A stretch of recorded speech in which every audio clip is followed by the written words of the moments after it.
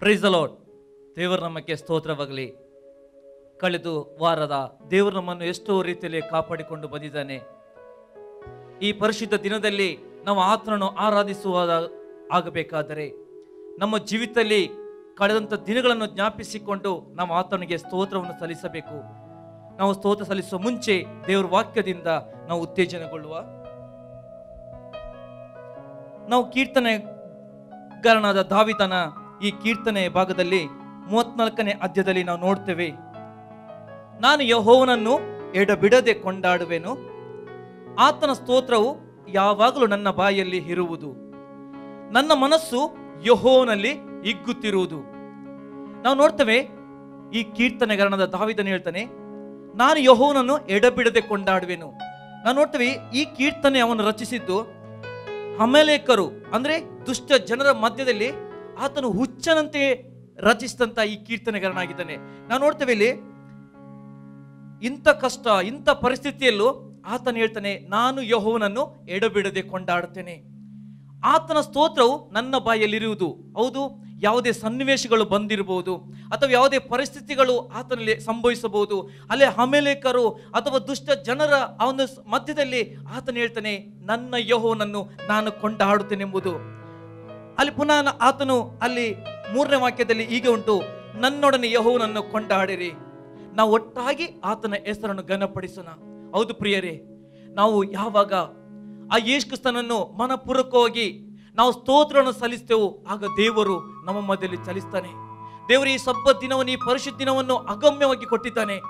ನಾವು ಈ ದಾವೀದನು ಒಂದು ಅನೇಕ ಹೋರಾಟದ ಆ ಪರಿಸ್ಥಿತಿಯಲ್ಲಿ ಸಮಸ್ಯೆಯಲ್ಲಿರುವಾಗಲೂ ಆತನು ಹೇಳ್ತಾನೆ, ಆತನ ಸ್ತೋತ್ರ ನನ್ನ ಬಾಯಲ್ಲಿರುವುದು. ನಾವು ಯಾವಾಗ ದೇವರಿಗೆ ಸ್ತೋತ್ರ ಸಲ್ಲಿಸ್ತೇವೋ, ನಾವು ಯಾವಾಗ ದೇವರನ್ನು ಘನಪಡಿಸ್ತೇವೋ, ನಾವು ಯಾವಾಗ ದೇವರನ್ನು ಆರಾಧಿಸ್ತೇವೋ ಆಗ ದೇವರ ಕಾರ್ಯ, ದೇವರ ಅದ್ಭುತ, ದೇವರ ಸಂತೈಸುವಿಕೆಯನ್ನು ಕಾಣಲಿಕ್ಕೆ ಮಾತ್ರ ಸಾಧ್ಯ ಆಗಿರುವುದಾದರೆ ನಾವು ಈ ಸಮಯದಲ್ಲಿ ನಮ್ಮ ಕಣ್ಣುಗಳನ್ನು ಮುಚ್ಚಿಕೊಂಡು, ಹೌದು, ದೇವರು ಮಾಡಿದ ಉಪಕಾರಗಳು, 1 ತಿಂಗಳು ನಮ್ಮನ್ನು ಕಾಪಾಡಿದೆ, ಹೋದ 1 ವಾರದಲ್ಲಿ ನಮ್ಮನ್ನು ಕಾಪಾಡಿಕೊಂಡು ಬಂದಿದೆ. ದೇವರ ಈ ದಿನದಲ್ಲಿ, ಈ ಪರಿಶುದ್ಧ ದಿನದಲ್ಲಿ ನಿನ್ನ ಆರಾಧಿಸುವ ಬೇಕಾದರೆ ನಮ್ಮ ಜೀವಿತವನ್ನು ಪರಿಪೂರ್ಣ ಆತನಿಗೆ ಒಪ್ಪಿಸಿಕೊಡೋಣ. ನಾವು ಪ್ರಾರ್ಥನೆ ಪೂರ್ವಕವಾಗಿ ನಾವು ಆರಾಧನೆಗೆ ಹೋಗೋ ಪ್ರಿಯರೇ. ಓ ಥ್ಯಾಂಕ್ ಯು ಗಾಡ್ ಜೀಸಸ್. ರಾಜನಿಗೆ ಸ್ತೋತ್ರ, ರಾಜನಿಗೆ ಸ್ತೋತ್ರ.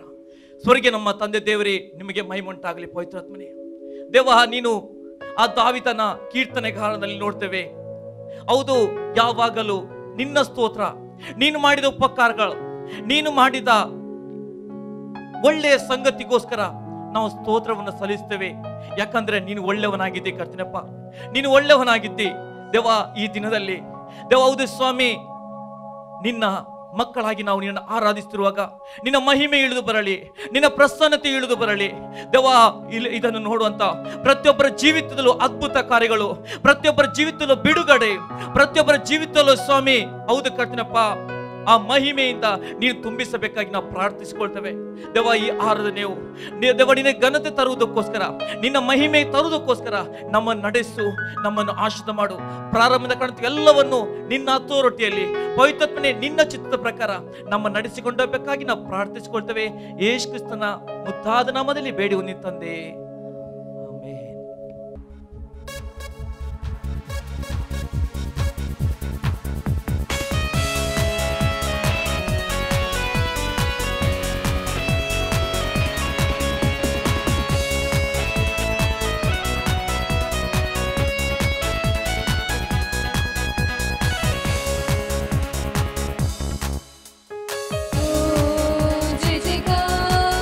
जय जयकार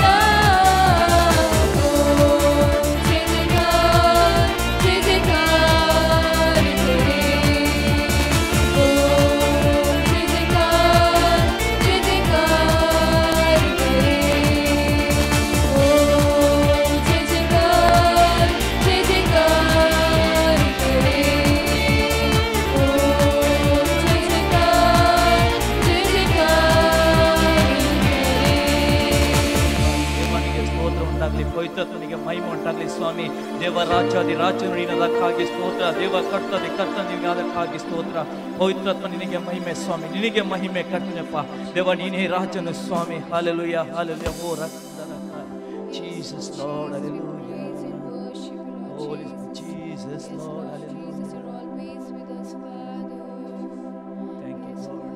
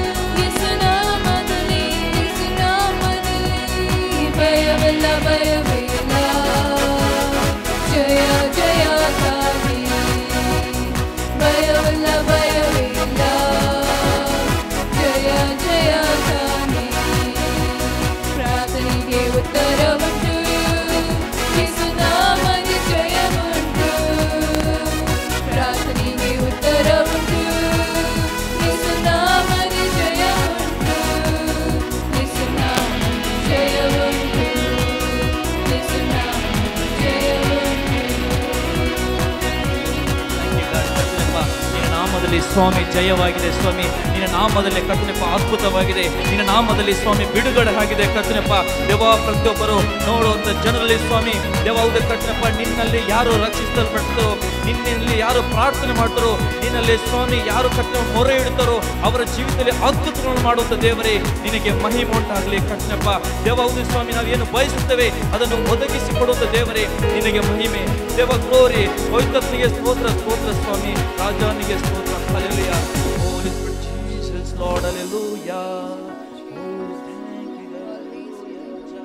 Holy Spirit Jesus Lord, hallelujah. You have provided everything, all our needs and requirements, Lord Jesus. We praise you.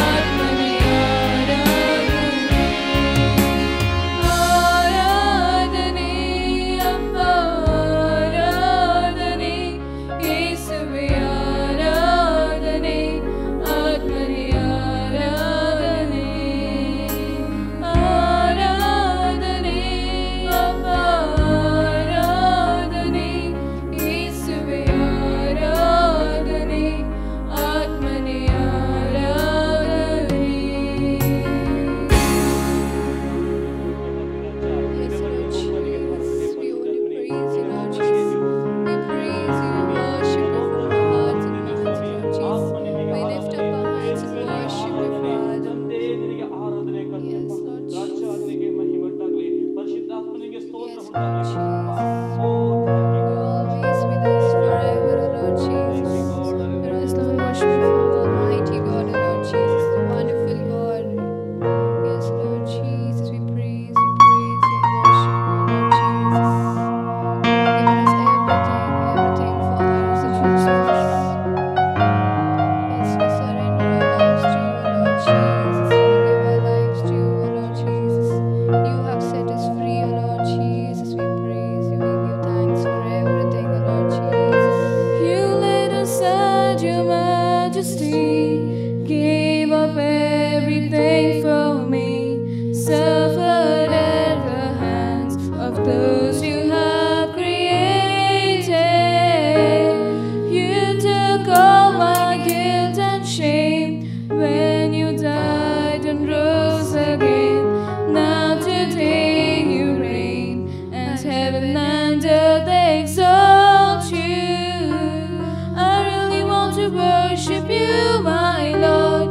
You are my heart and I am yours forever and ever. I will love you. You are the only one who died for me, gave your life to set me free. So I lift my voice to you in adoration. I really want to worship you, my Lord. You are my heart and I am yours forever and ever. I will love you. You are the only one who died for me, gave your life to set me free. So I lift my voice to you in adoration. You laid aside your majesty, gave up everything for me, suffered at the hands of those you have created. You took all my guilt and shame when you died and rose again.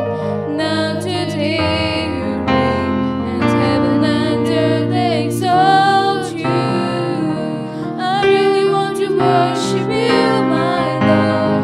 You are my heart and I am yours forever and ever. I will love you. You are the only one who died for me, gave your life to set me free.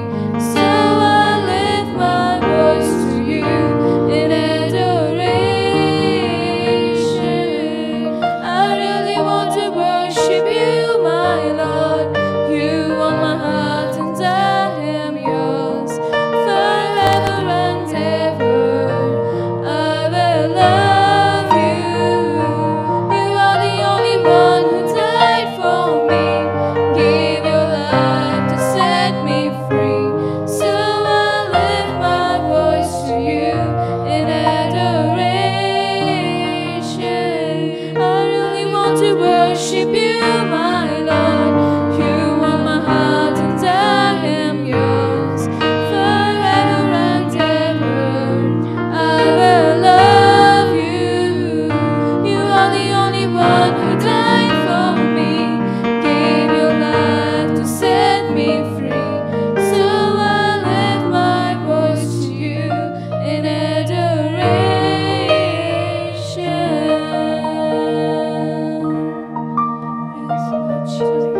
Thank you, Lord, for dying on the cross for my sins. Yes, Lord, I praise you, Jesus. Hallelujah. We worship you, Father. Hallelujah, Jesus. Yes, Jesus. Father, we worship you. We thank you, Jesus. Lord, we glorify you. Let your name be exalted, O Father. Hallelujah. Price the lord. ದೇವರ ನಿಮ್ಮ ಸ್ತೋತ್ರವಾಗಲಿ. ದೇವರ ಸಂದೇಶಕ್ಕೋಸ್ಕರ ನಾವು ಕಣ್ಣು ಮುಚ್ಚಿಕೊಂಡು ನಾವು ಪ್ರಾರ್ಥನೆ ಮಾಡೋಣ. ಪರಲೋಕದಲ್ಲಿರೋ ತಂದೆಯ ದೇವರೇ, ಯೇಸು ಕ್ರಿಸ್ತನ ನಾಮದಲ್ಲಿ ನಾವು ನಿನ್ನ ಪಾದ ಸನ್ನಿಧಾನಕ್ಕೆ ನಾವು ಬಂದಿದ್ದೇವೆ. ನಾನು ಧ್ಯಾನ ಮಾಡಿದ ಈ ಸಂದೇಶವನ್ನು ನಾವು ಪವಿತ್ರಾತ್ಮನಲ್ಲಿ ಅಭಿಷೇಕಿಸು. ಪವಿತ್ರಾತ್ಮ ನಿನ್ನನ್ನು ಸ್ವಾಗತಿಸ್ತೇನೆ. ನಮ್ಮ ಒಳ್ಳೆಯ ಬೋಧಕನಾದುಕೊಂಡು ಇವತ್ತಿನ ಸಂದೇಶದ ಮುಖಾಂತರ ನಿನ್ನ ಮಾತನಾಡು ಪವಿತ್ರಾತ್ಮನೆ. ಈ ವಾಕ್ಯದ ಕೆಲವು ಪ್ರತಿಯೊಬ್ಬರ ಜೀವಿತದಲ್ಲಿ ನಿನ್ನ ಮಾತನಾಡು. ಪ್ರತಿಯೊಬ್ಬರಿಗೆ ಈ ವಾಕ್ಯದ ಮುಖಾಂತರ ಉತ್ತೇಜನ, ಭಕ್ತಿ ಅಭಿವೃದ್ಧಿ, ಬಿಡುಗಡೆ, ಸಂತೋಷಕ್ಕೆ ಉಂಟು ಮಾಡಿ ಬೇಡ್ಕೊಳ್ತಾನೆ ಯೇಸು ಕ್ರಿಸ್ತನ ನಾಮದಲ್ಲಿ. ಆಮೇನ್. ಇವತ್ತು ಧ್ಯಾನ ಮಾಡ್ತೇವೆ ರೋಮಾಪುರದ ಪತ್ರಿಕೆ 9ನೇ ಅಧ್ಯಾಯದಲ್ಲಿ 14ರಿಂದ 16ನೇ ವಾಕ್ಯ ತನಕ. Romans chapter 9 verse 14 to 16 verse. ಹಾಗಾದರೆ ಏನು ಹೇಳೋಣ? ದೇವರಲ್ಲಿ ಅನ್ಯಾಯ ಉಂಟು? ಎಂದಿಗೂ ಇಲ್ಲ. ಯಾವನ ಮೇಲೆ ನನ್ನ ಕರುಣೆ ಉಂಟು ಅವನನ್ನು ಕರುಣಿಸುವೆನು, ಯಾವನ ಮೇಲೆ ನನ್ನ ಕನ್ನಿಕರವಿದೆಯೋ ಅವನಿಗೆ ಕನ್ನಿಕರ ತೋರಿಸುವನು ಎಂದು ದೇವರು ಮೋಶೆಗೆ ಹೇಳಿರುತ್ತಾನಷ್ಟೇ. ಆದುದರಿಂದ ದೇವರ ದಯೆಯು ಮನುಷ್ಯರಿಗೆ ಇಚ್ಛಿಸುವುದರಿಂದಲಾಗಲಿ ಪ್ರಯತ್ನಿಸುವುದರಾಗಲಿ ದೊರೆಯದೆ, ದೇವರ ಕರುಣಿಸುವುದರಲ್ಲಿ ದೊರೆಯುತ್ತದೆ. ಅತಿ ಸ್ಪಷ್ಟ ಹೇಳ್ತೇನೆ. ಹಾಗಾದರೆ ಏನು ಹೇಳೋಣ? ದೇವರಲ್ಲಿ ಅನ್ಯಾಯ ಉಂಟು? ಎಂದಿಗೂ ಇಲ್ಲ. ಹಾಗಾದರೆ ಪ್ರೇರೆ ದೇವರು ಎಂದಿಗೂ ಅನ್ಯಸ್ನಲ್ಲ ಎಂದು ಅಪೊಸ್ತಲನು ಹೇಳ್ತಾನೆ. ಆದರೆ ಯಾರ ಮೇಲೆ ಆತ ದಯೆ ಉಂಟು ಅವರ ಮೇಲೆ ಆಗದೆ ಇದ್ದ ಅರ್ಥ ಏನು? ಯಾರಿಗೆ ದೇವರು ದಯೆ ತೋರಿಸ್ತೇನೆ, ಯಾರ್ದಾರು ಕರುಣಿಸ್ತೇನೆ, ಅತಿ ಸ್ಪಷ್ಟವಾಗಿ ನಾವು ಇದರ ವಾಕ್ಯ ನೋಡೋಪ್ರೆ. ಮೊದಲನೇ ಸಂಗತಿ ನೋಡ್ತೇವೆ, ದೇವರಲ್ಲಿ ಎಂದಿಗೂ ಅನ್ಯಾಯವು ಇಲ್ಲವೇ ಇಲ್ಲ. ನಾವು ಯೋಬನ ಪುಸ್ತಕ 34ನೇ ಅಧ್ಯಾಯದಲ್ಲಿ 10ರಿಂದ 12ನೇ ವಾಕ್ಯ ತನಕ. ಈಗಲೂ ಬುದ್ಧಿವಂತರೇ, ನನ್ನ ಮಾತುಗಳನ್ನು ಕೇಳಿರಿ. ದೇವರು ಕೆಟ್ಟದ್ದನ್ನು ಮಾಡನೆಂಬ ಯೋಚನೆಯು, ಸರ್ವಶಕ್ತನ ಅನ್ಯಾಯವನ್ನು ನಡೆಸನೆಂಬ ಭಾವನೆಯು ದೂರ ಪಡೆಯಲಿ. ಇಲ್ಲಿ ಯೋಬನ ಜೀವಿತದಲ್ಲಿ ಕಷ್ಟಗಳು ಬರುವಾಗ, ಸಂಕಟಗಳು ಬರುವಾಗ, ರೋಗಗಳು ಬರುವಾಗ ಯೋಬನು 74 ಬಾರಿ ದೇವರಿಗೆ ಗುಣಗುಟ್ಟುತ್ತಾನೆ. ಅದಕ್ಕೆ ಇಲ್ಲಿ ಎಲ್ಲಿಯೂ ಪ್ರವಾದಿತಾನೆ ಯೋಬನಿಗೆ ದೇವರು ಎಂದಿಗೂ ಕೆಟ್ಟದ್ದನ್ನು ಮಾಡುತ್ತಾನೆ ಯೋಚನೆ ಬಿಟ್ಟು ಬಿಡಬೇಕು. ಇಂದು ನಮ್ಮ ದೇವರು ಅನ್ಯಾಯವನ್ನು ಮಾಡುವುದಿಲ್ಲ ಎಂಬುದಾಗಿ ಎಲ್ಲಿಯೂ ಇವರಿಗೆ ಅನೇಕರು ನಿಮ್ಮ ಜೊತೆ ಕಷ್ಟಗಳು ಬರುವಾಗ, ಸಮಯ ಬರುವಾಗ ನೀವು ಎಂದಿಗೂ ದೇವರ ಮೇಲೆ ತಪ್ಪು, ದೇವರು ಎಂದಿಗೂ ಅನ್ಯಾಯ ಮಾಡೋದಿಲ್ಲ, ಕೆಟ್ಟದ್ದನ್ನು ಮಾಡೋದಿಲ್ಲ. ಆದರೆ ನೀವು ಪ್ರೇರೆ ಯೋಬನು ತನ್ನಲ್ಲಿ ತಾನೇ ನೀತಿವಂತನೆಂಬ ಅಹಂಕಾರ ಇದ್ದ ನಿಮಿತ್ತವಾಗಿ ದೇವರು ಅವನ ಅಹಂಕಾರನ ಮುರಿಯುವುದಕ್ಕೆ ಅವನೆಲ್ಲ ಆಶೆಯನ್ನು ಕದ್ದುಕೊಂಡು ಹೋಗಿ ಸಹಿತ ಅಪ್ಪನೆ ಕೊಟ್ಟನು. ಒಂದು ಪಾಪ ಇತ್ತು ಒಬ್ಬರಲ್ಲಿ, ತಾನೇ ನೀತಿವಂತ, ತಾನಷ್ಟು ನೀತಿ ಯಾರೂ ಇಲ್ಲ ಎಂಬ ಒಂದು ಸ್ವನೀತಿ ಅವನಲ್ಲಿ. ಎಂದಿಗೂ ನಾವು ಪ್ರೇರೆ ಈ ಸಂದರ್ಭದಲ್ಲಿ ಪ್ರತಿಯೊಬ್ಬರು ನೀವು ತಿಳಿಯಬೇಕು. ಇವತ್ತು ನೀವು ನೀತಿವಂತರು ಯೇಸುವನ್ನು ನಂಬಿಕೊಳ್ಳೋದ್ರ ಮುಖಾಂತರ ಆತನ ರಕ್ತದ ಮುಖ ನೀತಿವಂತರಾಗಿದ್ದೀವಿ ವಿನಾ ನಾನೇ ನೀತಿವಂತನು ನನ್ನ ಪಾಪ ಈ ಅಹಂಕಾರ ಎಂದಿಗೂ ಬರಬಾರ್ದು. ದಿನಾಲು ನೀತಿವಂತರ ಜೀವನ ಮಾಡಲಿಕ್ಕೆ ನಾವು ತಾವು ಕಪಡವರಾಗಬೇಕು. ಯೋಬಲ್ಲಿ ಅಹಂಕಾರ ಇತ್ತು, ಇನ್ನೊಂದು ಪಾಪ ಅವನಲ್ಲಿ ಇತ್ತು. ದೇವರಲ್ಲಿ ಮಾತನಾಡಿದ ಕನಸಿನಲ್ಲಿ ಆ ಮಾತಿನಿಂದ ಆ ಮಾತಿಗನು ಅವಿಧನಾದನು, ಅದೇ ಅವನಿಗೆ ರೋಗಗಳು ಆಗದೆ. ಇವತ್ತು ಎಲ್ಲೂ ದೇವರು ಈಗಲೂ ಬುದ್ಧಿವಂತರೇ, ನನ್ನ ಮಾತನ್ನು ಕೇಳಿರಿ. ದೇವರು ಕೆಟ್ಟದ್ದನ್ನು ಮಾಡಿದ ಯೋಚನೆಯು, ಸರ್ವಶಕ್ತನು ಅನ್ಯಾಯವನ್ನು ನಡೆಸಿದ ಭಾವನೆಯು ದೂರವಾಗಿರಲಿ. ಆತನು ಮನುಷ್ಯನಿಗೆ ಅವನ ಕೃತ್ಯದ ಫಲವನ್ನು ತೀರಿಸಿ ಬಿಡುವನು. ಪ್ರತಿಯೊಬ್ಬನು ತನ್ನ ನಡತಕ್ಕದ್ದೇ ಅನುಭವಿಸ ಮಾಡು. ದೇವರು ಎಂದಿಗೂ ಪಕ್ಷಪಾತ ಮಾಡುವುದಿಲ್ಲ, ಎಂದಿಗೂ ಅನ್ಯ ಮಾತು ಒಳ್ಳೆಯವನ. ದೇವರ ಮೇಲೆ ಯಾರೂ ದೇವರು ತಪ್ಪು ಆಗುವುದಿಲ್ಲ. ದೇವರು ಪ್ರತಿಯೊಬ್ಬರ ನಡತೆ ತಕ್ಕ ಪ್ರೇರಣೆಗಳು ಆಗುತ್ತೆ. ನಿಮಗೆ ದೇವರನ್ನ ಆಶೀರ್ವಾದ ಬರಬೇಕಾ, ದೇವರ ದಯೆ ಸಿಗಬೇಕಾ? ಒಂದೇ ಕಂಡೀಷನ್ ನಿಮ್ಮ ನಡತೆ ದೇವ್ರಿಗೆ ಮೆಚ್ಚಬೇಕು. ನಿಮ್ಮ ನಡತೆ ದೇವ್ರು ಮೆಚ್ಚಬೇಕಾದ್ರೆ ಬರೀ ಎಷ್ಟು ನಂಬಿಕೆ ಹಿಡಿದು ಮಾತ್ರ ಅಲ್ಲ, ನೀವು ನಂಬಿಕೆಯಿಂದ ದೇವರೆಲ್ಲ ಆಜ್ಞೆಗಳಿಗೆ ವಿದ್ಯೆ ಹಾಕ್ಕೊಂಡು ನೀವು ನಡೆಯುವುದರಲ್ಲಿ ಮಾತ್ರವೇ ಆತನ ದಯೆ, ಆತನ ಕರುಣೆ, ನಿಮ್ಮೆಲ್ಲ ಪ್ರಾರ್ಥನೆ ಉತ್ತರ ಅದನ್ನೆಲ್ಲ ಆಶೆ ನೀವು ಬರುತ್ತೀರಿ, ಹೊಂದುತ್ತೀರಿ. ಆದರೆ ನೀವು ಅವಿಧರಾದರೆ ಆತನ ಕೋಪ ಬರ್ತದೆ. ಆದರೆ ಅವನು ದೇವರಿಂದಿಗೂ ಕೋಪ ಮಾಡೋದಿಲ್ಲ, ನಿಮ್ಮ ನಡತೆಗೆ ತಕ್ಕ ಪ್ರತಿಫಲ ಕೊಡುವನಾಗಿದ್ದಾನೆ. ಅದಕ್ಕೆ ನಾವು ನೋಡ್ತೇವೆ 12ನೇ ವಾಕ್ಯದಲ್ಲಿ, ಹೌದು ದೇವರು ಕೆಟ್ಟದ್ದನ್ನು ನಡೆಸುವುದೇ ಇಲ್ಲ, ಸರ್ವಶಕ್ತ ನೀತಿಯನ್ನು ನುಂಕು ಮಾಡುವುದೇ ಇಲ್ಲ. ಎಲ್ಲಿಯೂ ಪ್ರತಿಯೊಬ್ಬನು ಹೇಳ್ತಾನೆ, ದೇವರೆಂದಿಗೂ ಕೆಟ್ಟದ್ದನ್ನು ಮಾಡುವುದಿಲ್ಲ, ನೀತಿನ ನುಂಕು ಮಾಡುವುದಿಲ್ಲ. ಅದು ಯಾಕೆ ಯೋಬನಿಗೆ ಕಷ್ಟ ಬಂತು? ಇಷ್ಟೇ, ಯೋಬನಲ್ಲಿ ನಾನೇ ನೀತಿವಂತನು, ನಾನಂತೂ ಯಾರಿಲ್ಲ ಅಹಂಕಾರ ಇತ್ತು. ನಿಮ್ಮಲ್ಲಿ ಅಹಂಕಾರ ಇರ್ತಾರೆ, ಪಶ್ಚಾತ್ತಾಪಡ್ರಿ. ಹೇಳಿ ನಾನು ನೀತಿವಂತನು, ಯೇಸು ನಂಬಿಕೆ ಮುಖಾಂತರವಾಗಿ ಆತನ ಕೃಪೆ ಮುಖಾಂತರ ಆತನ ರಕ್ತವನ್ನು ನಾನು ನೀತಿವಂತನಾಗಿದೆ. ಅದನ್ನು ದಿನಾಲು ಇನ್ನೂ ನಾನು ನೀತಿವಂತ ಜೀವನ ಅಂತ ಒಂದು ತಗ್ಗಿಸುವಿಕೆ ನಿಮಗೆ ಬರಬೇಕು. ಅಹಂಕಾರ ಬರಲಿಕ್ಕೆ ಬಿಡಬೇಡ್ರಿ. ಇನ್ನೂ ದೇವರು ಮಾಡಿದ ದೊಡ್ಡ ಪಾಪ ಏನು? ದೇವರಲ್ಲಿ ಒಂದಲ್ಲ ಎರಡಲ್ಲ ಮೂರನೇ ಮಾತನಾಡಿದ ಕಾರಣ ಅವನ ಮಾತನ್ನು ತಿರಸ್ಕಾರ ಮಾಡೋದಕ್ಕೋಸ್ಕರ ಅಂಥ ವೇದನೆ, ಅಂಥ ರೋಗ ಬರಲಿಕ್ಕೆ ಕಾರಣ ಆಗದೆ. ದೇವರಿಂದ ಅನ್ಯಾಯ ಮಾಡಲಿಲ್ಲ. ಯೋಬನು ಮಾಡಿದ ಕೃತ್ಯಕ್ಕೆ ಪ್ರತಿಫಲ ಕೊಟ್ಟನ್ನು ಪ್ರೇರೆ ಎಂಬುದೆಲ್ಲ ನೋಡುತ್ತೇವೆ ಪ್ರೇರೆ. ಇನ್ನೊಂದು ಎಕ್ಸಾಂಪಲ್ ನೋಡ್ತೇವೆ, ಯೋಬನ ಪುಸ್ತಕ 33ನೇ ಅಧ್ಯಾಯದಲ್ಲಿ 14ರಿಂದ 19ನೇ ವಾಕ್ಯ ತನಕ. ದೇವರು ಮಾತಾಡುವ ರೀತಿ ಒಂದುಂಟು, ಹೌದು ಎರಡುಂಟು. ಮನುಷ್ಯನಾದರೂ ಲಕ್ಷಿಸುವುದಿಲ್ಲ. ಮನುಷ್ಯರಿಗೆ ಗಾಢನಿದ್ರೆ ಉಂಟಾದಾಗಲೂ, ಹಾಸಿಗೆ ಮೇಲೆ ಜಂಪು ಹತ್ತಿದ್ದಾಗಲೂ, ಆತನ ಸ್ವಪ್ನದಲ್ಲಿ ರಾತ್ರಿಯ ಕನಸಿನಲ್ಲಿ ಅವರ ಕಿವಿಯನ್ನು ತೆರೆದು ಅವರ ಶಿಕ್ಷಾ ವಚನವನ್ನು ಉಪದೇಶಿಸಿ ಅದಕ್ಕೆ ಮುದ್ರೆ ಹಾಕುವನು. ಹೀಗೆ ಮನುಷ್ಯನನ್ನು ಅವನ ದುಷ್ಕರ್ಮದಿಂದ ತಪ್ಪಿಸುವನು. ಮಾನವನಿಗೆ ಗರ್ವವನ್ನು ಮರೆ ಮಾಡುವನು. ಅವನ ಆತ್ಮವನ್ನು ಅಧೋಲೋಕಕ್ಕೆ ಬೀಳದಂತೆ ತಡೆದು ಅವನ ಜೀವವನ್ನು ದೈವದಿಂದ ಅಳಿದು ಹೋಗದ ಹಾಗೆ ನಿಲ್ಲಿಸುವನು. ಇದಲ್ಲದೆ ಸಂಕಟದಿಂದಲೂ ನಿತ್ಯವಾದ ಆಸ್ತಿ ಪೀಡದಿಂದಲೂ ಮನುಷ್ಯನು ಹಾಸಿಗೆ ಮೇಲೆ ಶಿಕ್ಷಿಸಲ್ಪಡುವನು. ನೋಡ್ತೇವೆ, ಎಲ್ಲಿಯೂ ಪ್ರವೃತ್ತನೆ. ಯಾಕೆ ಯೋಬನಿಗೆ ಆ ರೀತಿ ರೋಗಗಳು ಬಂತು? ಕಾರಣ ದೇವರು ಮಾತಾಡೋ ರೀತಿ ಒಂದುಂಟು ಎರಡುಂಟು. ಆದರೆ ಮನುಷ್ಯರು ಯೋಬನ ಲಕ್ಷಿಸಿಲ್ಲ. ಅದಕ್ಕೆ ಕೃಪೆಯಲ್ಲಿ ದೇವರು ಅವನಿಗೆ ಗಾಢನಿದ್ದೆ ಬರೋ ಸ್ವಪ್ನ ಮಾತ್ರ ಅವನ ಲಕ್ಷ. ಅದಕ್ಕೆ ದೇವರು ಅವನ ಅಹಂಕಾರನ ಮುರಿಯೋದಕ್ಕೆ ಅಂಥ ಒಂದು ಸಂಘಟನೆ ಆಗಿದೆ. ಇವತ್ತು ಪ್ರೇರೆ, ನಿಮ್ಮ ಕಷ್ಟಗಳು ಬರುವಾಗ, ರೋಗಗಳು ಬರುವಾಗ, ಆಪತ್ತುಗಳು ಬರುವಾಗ, ಅಪಘಾತಗಳು ಬರುವಾಗ, ದುರ್ಮಳಗಳು ಬರುವಾಗ, ಸಾಲಿ ಬೀಳುವಾಗ ಎಂದು ದೇವರನ್ನು ತಪ್ಪಿಸಬೇಡಿರಿ. ದೇವರು ಒಳ್ಳೆಯವನು ಆಗಿದ್ದಾನೆ. ದೇವರು ಎಂದಿಗೂ ಅನ್ಯಾಯ ಮಾಡೋದಿಲ್ಲ. ನೀವು ಈ ರೀತಿ ಯೋಬನ ಹಾಗೆ ನೀವು ಪಾಪ ಮಾಡುತ್ತಾರೆ, ಅವಿದ್ದರೆ ಮಾತ್ರವೇ ಆತನ ಕೋಪ ಬರುತ್ತದೆ. ಅದೇ ವಿದ್ಯರಾಗಿದ್ದರೆ ಎಂದಿಗೂ ಆತ ಕೋಪ ಮಾಡುವುದಿಲ್ಲ. ವಿದ್ಯರಾದವರ ಮೇಲೆ ಆತನ ದಯೆಯು, ಆತನ ಕರುಣೆಯು, ಅದನ್ನ ಆಸೆ ಉಂಟೆ ಎಂಬುದು ಅತಿ ಸ್ಪಷ್ಟವಾಗಿ ಹೇಳುತ್ತಾನೆ. ಹೊಸ ಒಂದು ನೋಡ್ತೇವೆ, ಲೂಕನ ಬರೆದ ಸುವಾರ್ತೆ 12ನೇ ಅಧ್ಯಾಯದಲ್ಲಿ 47 ಮತ್ತು 48ನೇ ವಾಕ್ಯ. ತನ್ನ ಯಜಮಾನನ ಚಿತ್ತವನ್ನು ತಿಳಿದ ಆಳು ಸಿದ್ಧ ಮಾಡದೆ ಹೋದರೆ, ಅದು ಅವನ ಚಿತ್ತಕ್ಕನುಸಾರ ನಡೆದಿದ್ದರೆ ಅವನು ಬಹಳ ಪೆಟ್ಟು ತಿನ್ನುವನು. ತಿಳಿಯದೆ ಪೆಟ್ಟುಗಳಿಗೆ ಯೋಗ್ಯವಾದ್ದನ್ನು ನಡೆಸಿದವನು ಸ್ವಲ್ಪ ಪೆಟ್ಟು ತಿನ್ನುವನು. ಯಾವನಿಗೆ ಬಹಳವಾಗಿ ಕೊಟ್ಟದೆಯೋ ಅವನ ಕಡೆಯಿಂದ ಬಹಳವಾಗಿ ನಿರೀಕ್ಷಿಸಲ್ಪಡುವುದು. ಇದಲ್ಲದೆ ಯಾವನ ವರ್ಷಕ್ಕೆ ಬಹಳವಾಗಿ ಒಪ್ಪಿಸಿದೆಯೋ ಅವನ ಕಡೆಯಿಂದ ಇನ್ನೂ ಹೆಚ್ಚಾಗಿ ಕೆಲವರು ಪ್ರೇರೆ ಅತಿ ಸ್ಪಷ್ಟವಾಗಿ ಇಲ್ಲಿ ಯೇಸು ಕ್ರಿಸ್ತ ಹೇಳ್ತಾನೆ. ಪ್ರೇರೆ, ಯಜಮಾನ ಚಿತ್ತ ತಿಳಿದ ಆಳು ಸಿದ್ಧ ಮಾಡೋದ್ರೆ ಅದು ಅವನ ಚಿತ್ತ ಕನಸು ಅವನು ಭಾಳ ದೇವರ ಚಿತ್ತ, ದೇವರ ವಾಕ್ಯ ನೀವು ಓದಿಕೊಂಡು, ದೇವರ ವಾಕ್ಯ ಕೇಳಿಕೊಂಡು, ದೇವರ ಚಿತ್ತ ನಿಮಗೆ ಗೊತ್ತಿದ್ದುಕೊಂಡು ದೇವರ ಚಿತ್ತಕ್ಕೆ ನೀವು ಇದರಾಗಿದ್ದರೆ ದೇವರು ತುಂಬ ರೀತಿಯಲ್ಲಿ ನಿಮಗೆ ಶಿಕ್ಷೆಗಳು ಬರುತ್ತವೆ. ಆದರೆ ಗೊತ್ತಿಲ್ಲ ತಪ್ಪು ಮಾಡಿದ್ರು ಸಹ ಶಿಕ್ಷೆ ಉಂಟು. ಅದಕ್ಕೋಸ್ಕರ ದೇವರ ಶಿಕ್ಷೆ, ದೇವರ ಕೋಪ ಬೇಡ. ದಿನಾಲು ದೇವರ ಕಡೆ ಓದಿರಿ, ಪ್ರಾರ್ಥನೆ ಬರೋ, ದೇವ ನಿನ್ನ ಚಿತ್ತವನ್ನು ತಿಳಿಯಪಡಿಸು, ನಿನ್ನ ಚಿತ್ತ ಪ್ರಕಾರ ನಡೆಸು, ನಿನ್ನ ಚಿತ್ತವಿಲ್ಲದನ್ನು ನನಗೆ ಮಾಡಲಿಕ್ಕೆ ಬಿಡಬೇಡ ಎಂಬುದಾಗಿ ನೀವು ಪ್ರಾರ್ಥನೆ ಮಾಡಿರಿ. ಆಗ ದೇವರು ನಿಮಗೆ ಅದರ ಚಿತ್ತ ಪ್ರಕಾರ ನಡೆಯುವುದಾದರೆ ದೇವರು ನಿಮ್ಮನ್ನು ಆಶೀರ್ವದಿಸ್ತಾನೆ, ನಿಮ್ಮ ಮೇಲೆ ಕರುಣೆ ತೋರಿಸಿ. ಆದರೆ ನೀವು ದೇವರ ಚಿತ್ತ ಗುತ್ತಿದ್ದುಕೊಂಡು ಹಠಮಾರಿಗಳಿಗಾಗಿ ಪಾಪ ಮಾಡುವುದಾದರೆ ನಿಮಗೆ ಶಿಕ್ಷೆ ಬರೋದು ಗ್ಯಾರಂಟಿ, ಕಷ್ಟ ಬರೋದು ಗ್ಯಾರಂಟಿ. ಅದೇ ದೇವರು ತಪ್ಪುಗಾರನಾಗ ಅಲ್ಲ, ದೇವರು ಇಂದಿಗೂ ಅನ್ಯಾಯ ಮಾಡೋದಿಲ್ಲ ಎಂಬುದಾಗಿ ಅಲ್ಲಿ ಅಪೊಸ್ತಲನಲ್ಲಿ ಹೇಳ್ತಾನೆ. ಇಂದು ವಾಕ್ಯ ನೋಡ್ತೇವೆ, ರೋಮಾಪುರದ ಪತ್ರಿಕೆ 1ನೇ ಅಧ್ಯಾಯದಲ್ಲಿ 18ನೇ ವಾಕ್ಯ. Roman chapter 1:18.